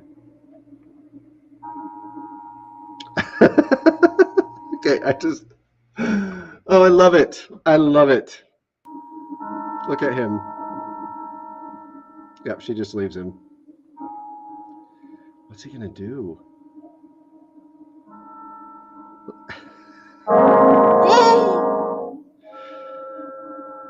Scares me. Oh, he wants her. He doesn't want the dude in the cabin. He wants her. Jeez, typical. Okay, I have to just skip to the monster. I can't. Okay. Hang in there.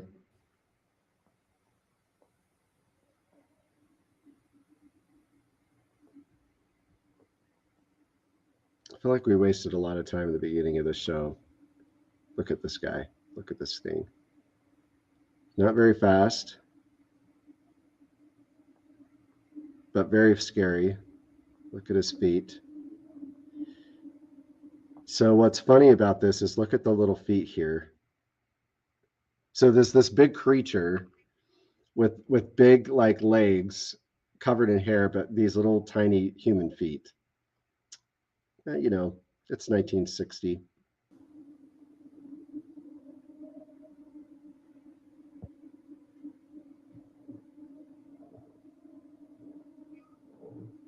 I love it. I love it. I love it.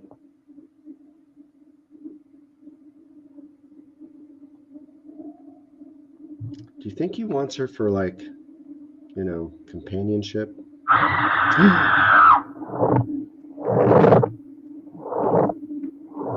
Oh, okay. I'm going to give some credit to this show.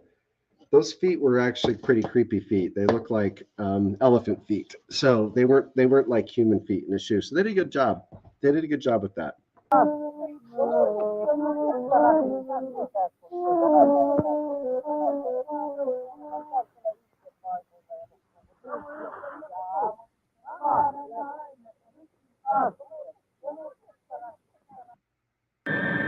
Uh-oh, okay, bizarre. All right. We got some problems here. So this is where I'm going to have to go back and watch this whole movie, unfortunately for me, because it's probably going to put me to sleep. But some weird stuff has happened, okay? There's a big, giant Sasquatch-type creature that's chasing this woman, but now we're going to see some actual, like, typical alien-looking people. Oh, wait. I don't want to go back to that.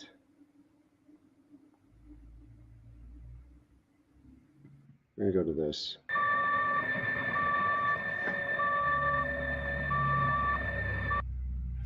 I discovered that 8 immortal kings of Samaria lived a total of 241,200 years. Okay, this stuff is I've discovered BS. through my research Gaia that these type of stories not have an element accurate. of truth to them. It is pseudoscience. Immortality is... Okay.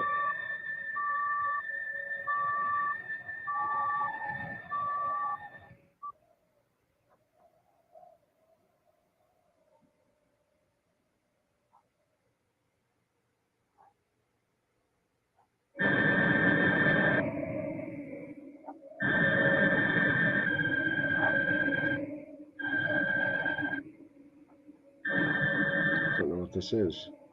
What's going on? Oh. His footprint. Oh.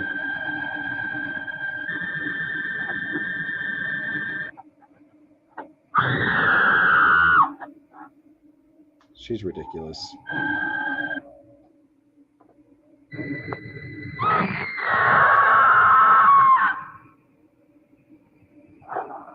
Okay.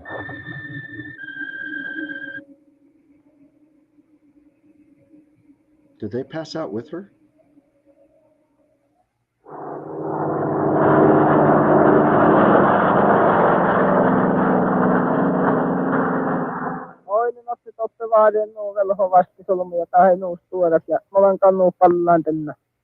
They have seen the creature. It's invaded their campsite. What about Diane? Have they seen her?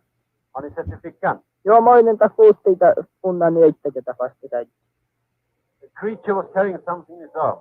Could have been a woman. Uh-huh. Think you can climb it to the spot where they were camped? I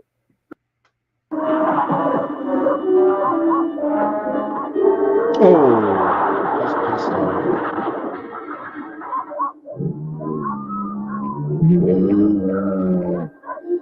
This is scary.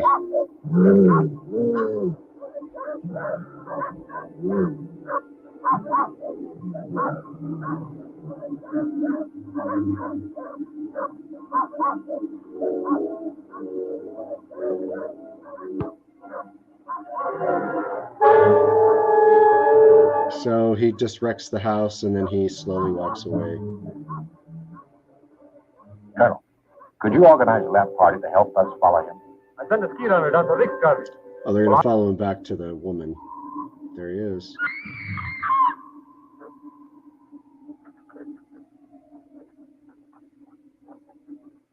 She's ridiculous. Why? Why do they show women like this? Sort of like, look how ridiculous this is. Oh dear.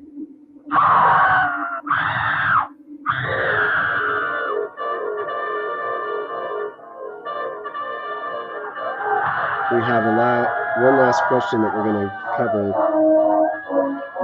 about privatization of space when we get through this really quickly, and then we'll be done.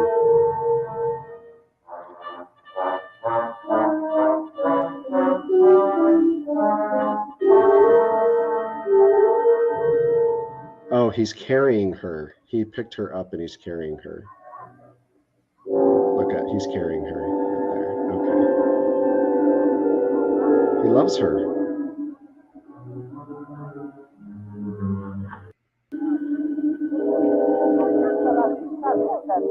And they're going to burn him. That's, that's what you do.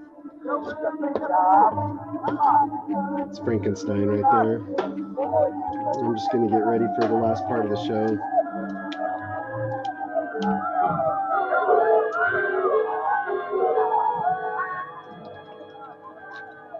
All right.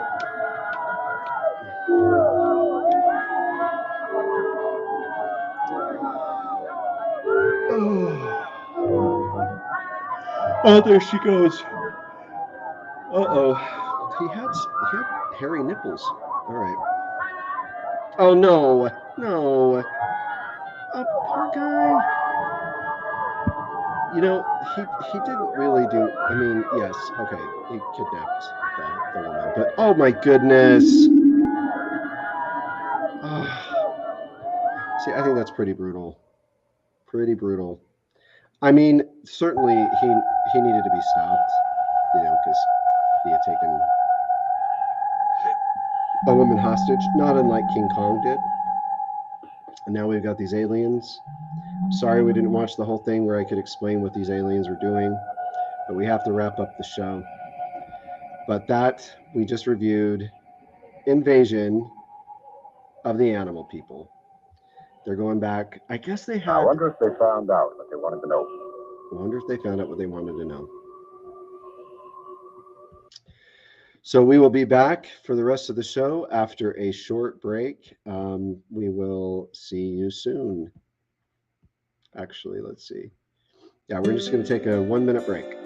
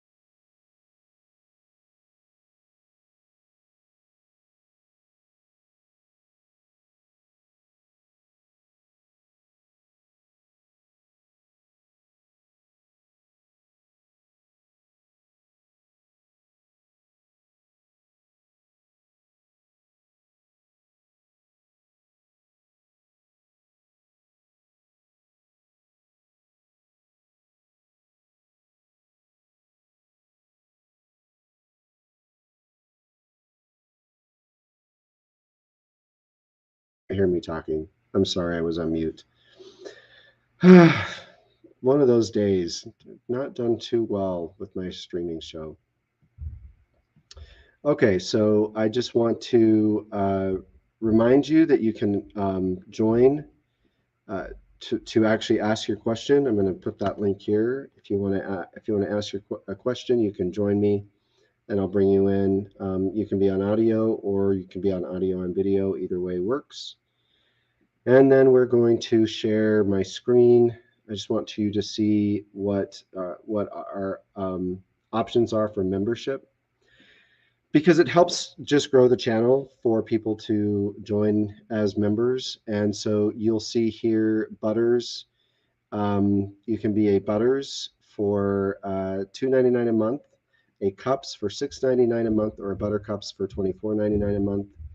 And if you sign up to do that, then you will get a little icon next to your name whenever you're here on our live streams. So that is what I will show you next. If you join as a Butters, you get the little me and Jello. That's the icon you'll get if you are at the Butters level. If you are at the Cups level, you'll get I love topic discuss. And if you are at the Buttercups level, you can see there, you get me singing as a Little Mermaid. I'm going to show you a little extra, a larger size, so you can see what that really looks like. It's kind of a popular thing, not really that popular, but people do like this team topic discuss. We have a t-shirt for this as well. So anyhow, so let's wrap up. The last question that I'll review is about privatization of space and the centrality of space. So space really started to become privatized at the time of Barack Obama, when NASA was a big part of it was really privatized. And you know, it's not unlike what we see in other things that have happened in our country, where the government will put together the infrastructure. Hey, Aaron, welcome to Topic Discuss. So glad you could join. We're going to wrap up with this question. So thank you for joining. Or if there are other questions that are interesting, we can stay on longer. But I'll just talk about privatization. So, you know, a similar thing happened with other infrastructure that the United States had, and I think telephone companies are a good example of that, where it was really a government utility that was managed by the government, owned by the government. But as we developed technology, it became clear that the private market would much more rapidly accelerate the technology. And that's part of the advantage of privatization. It doesn't mean that you don't continue to have government support for infrastructure like the telephone lines. Now we moved from telephone lines to manage telecommunication to satellites. And this is where I think there might be a little bit of confusion about privatization of space, because it's already privatized due to our satellite Starlinks. It's just that communication is becoming much more important than it ever has been, and it's an incredibly key component of our economic systems, but also of our security. So really, part of the reason Space Force was even developed was to ensure that these telecommunication pathways in near Earth orbit are protected, so that communication lines can stay open. One of the reasons that we had so much intel on the Ukrainian war, and we were able to announce to the world that Russia's moving in on Ukraine, even though Russia was denying that, was due to our near Earth orbit, or our space infrastructure. So that space infrastructure is privatized already. And so so post pandemic and post recession, and now we're seeing what really is going to happen with Russia. Russia's not going to be any kind of a superpower ever going forward. We can see that it's really a dying country with a dying, literally with cancer, a dying president, Putin. Xi Jinping is similar. China's in a similar boat. I have a whole different, and I'll put a link here to a previous video where I really talk about kind of the economic structure that's changing, and or has already changed. Really, we're just kind of in the middle of this, where economic power will continue to be led by the United States. The world economic system will continue to rely on the United States to secure trade route and to secure, these economic pathways. And what I want to just kind of really highlight and try to help everyone understand the importance of space with the new economic world order is that the trade in the new world order across new trade routes, around the Pacific. And I have a hypothesis that the new world economic order will be centered on the United States and key economic allies, Canada, Mexico, Australia, Japan, and Singapore. So the Ring of Fire. But those trade routes and the economic trade order will not work without robust, rapid, real-time communication. And our communication infrastructure happens to be in space. So with that said, privatization in some ways has already occurred. And so as we continue to build out communication infrastructure in space, we will need to build additional components of space infrastructure, including Space Force, using the United States really to secure these communication lanes, if you will. And again, I hypothesize really that that's an agreement between the United States and our trade partners, particularly Japan and Australia and Canada, Mexico.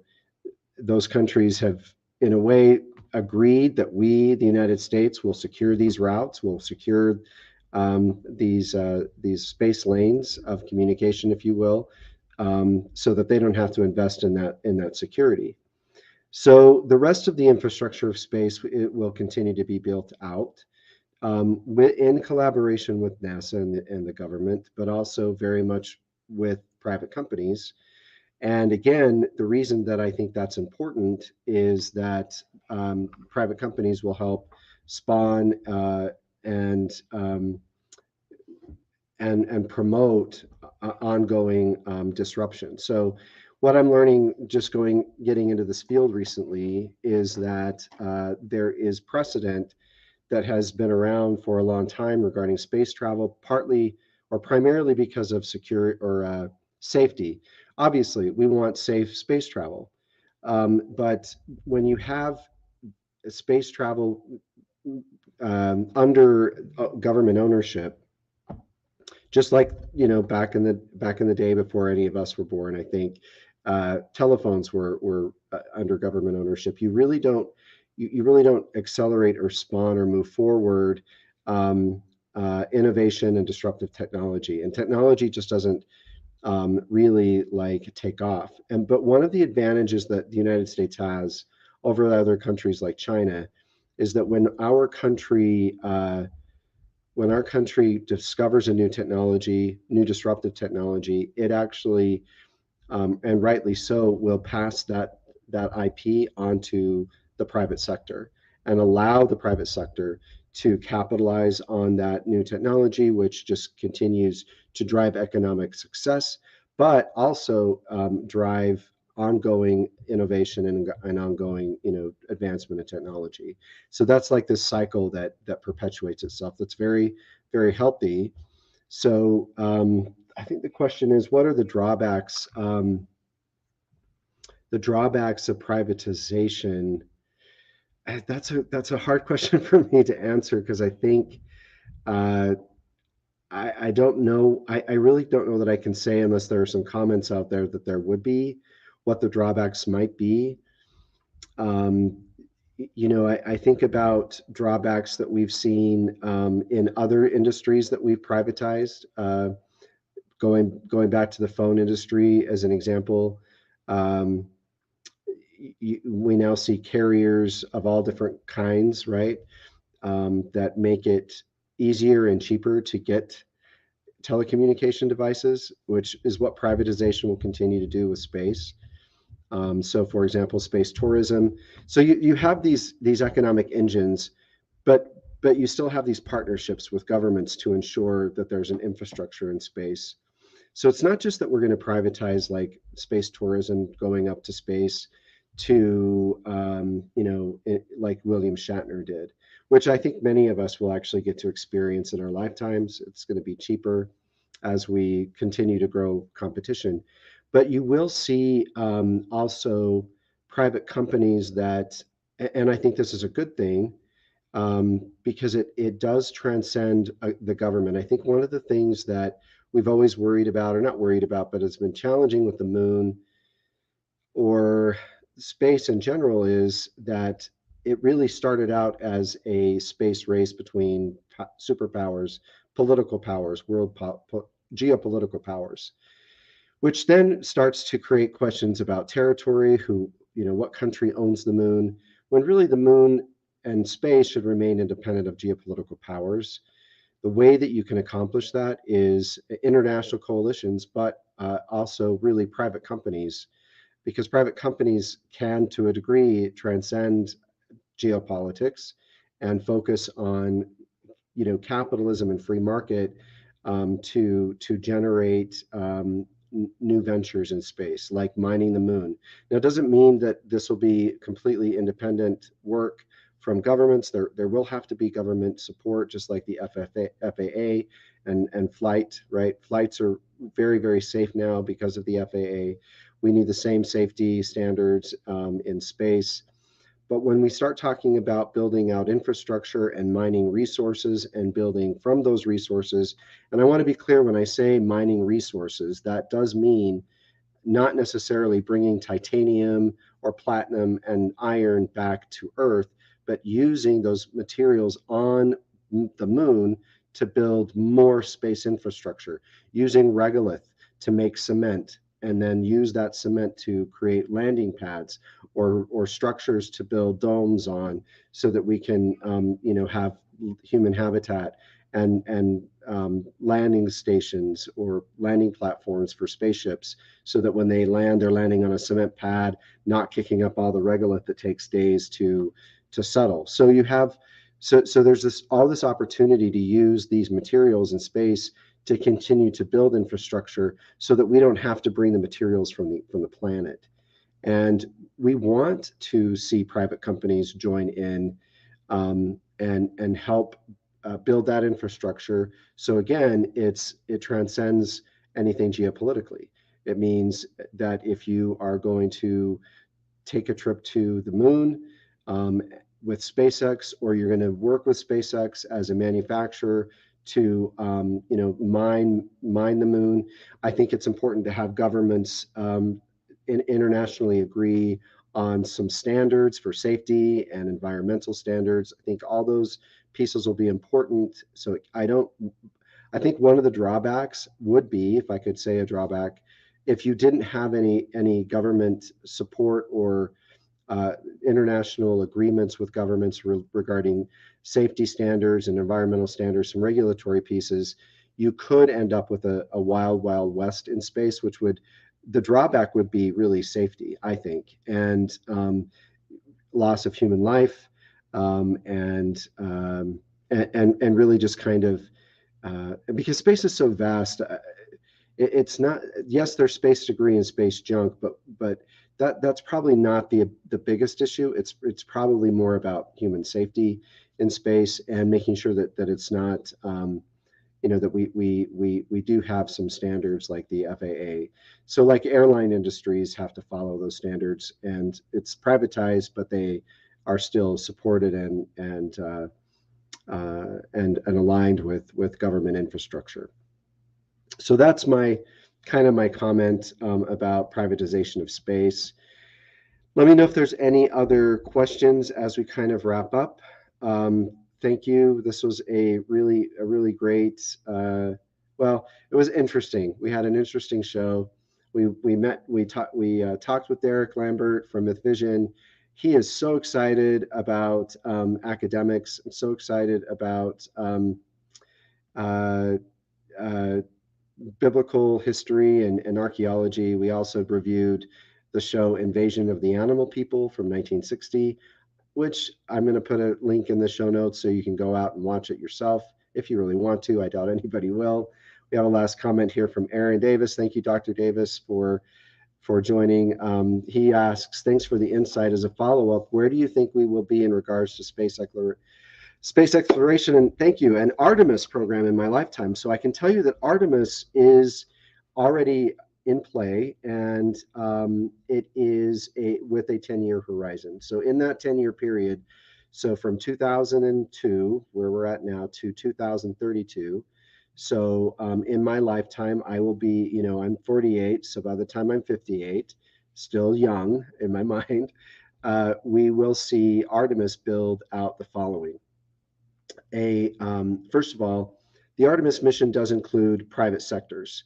It's public, so it does include. Artemis mission is led by NASA, i.e. the United States, in partnership with our new world order economic allies. In my new world order, I'm hypothesizing that already started is in the Pacific Ring. So you'll notice whenever you hear about Artemis, you'll notice Japan is really the most involved with the United States as a government. So supporting that, but then private sectors as well, like my company Intergalactic, SpaceX, Blue Origin, and a few others who will build private space stations. And this is over this 10-year period. So from 22 to 32, we will see private space stations, multiple private space stations, where people will be able to fly for tourism to a space station in near Earth orbit and maybe even stay in a hotel and come back to Earth. We will also see, in collaboration between governments and private entities, the building the establishment of the orbiter. The orbiter is a space station that will orbit the moon. And the reason that will be important is so that there's a place to dock a spacecraft in orbit around the moon, because every time you land a spacecraft on the moon, it kicks up regolith, and it takes a long time for the regolith to settle. So in these 10-year periods, private space stations, the orbiter space station around the moon, we'll call that the orbiter. Within the project I'm working on, with my company's working on right now, is actually the lunar mobility vehicles and the lunar transport vehicles. These are not like the 1960s, 70s, lunar vehicles. These are literally like vans or motorhomes, like you'd see in a sci-fi movie, where the astronauts will be able to change their suits and change into their more comfortable clothes to drive, because it'll be a totally self-contained atmosphere. The reason we are working on that for Intergalactic is to make sure that the equipment, the computer technology, software, and the humans all are maintained at a stable temperature, because when there is not an atmosphere to control temperature fluctuations between daylight and night. On the moon, when the sun's hitting you, it's like over 200 degrees. When you are on the dark side, or when the sun's not hitting you, it's below 200 degrees. So we stabilize those temperatures. That's part of our job as Intergalactic. So those, I can tell you right now, those vehicles are going to, they've asked us to be ready on our part by 23. So that's a year away. So this is rapidly moving. Artemis is rapidly rolling out. So just to review, private space stations, multiple private space stations, We'll still have the International Space Station, for the infrastructure component to support. It's kind of, I look at the International Space Station as kind of like freeways. So it's infrastructure to support private travel.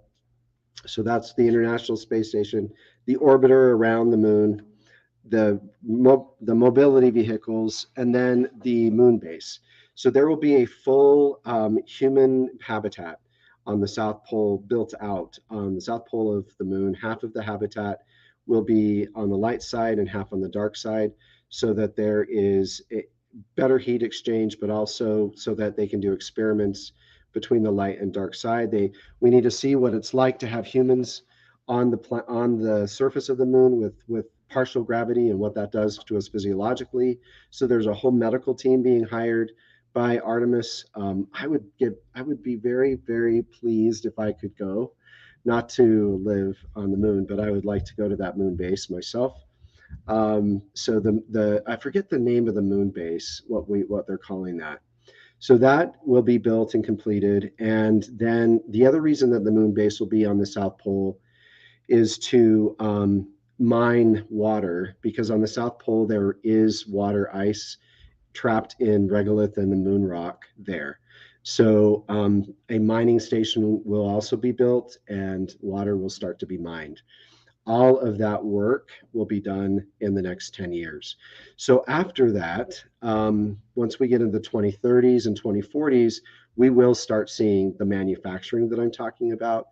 Manufacturing iron, water, or mining water, mining iron, platinum, and titanium for the purpose of building new, making cement out of the regolith, and making steel and creating further infrastructure for the moon.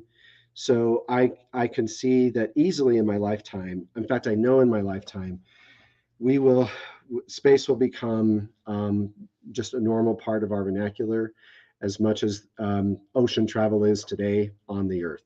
We will speak in terms of off-world and on-world. We'll talk about whether our kids are working this month off-world. I could see easily my children or my grandchildren having jobs where they go to the moon for 3 months and then they come home for 3 months. They'll have an off-world schedule and an on-world schedule. So I see all of that happening easily within my lifetime. Okay, I do have to wrap up. Thank you for the questions. Thank you for joining. And I would just say peace out, buttercups. See you next time.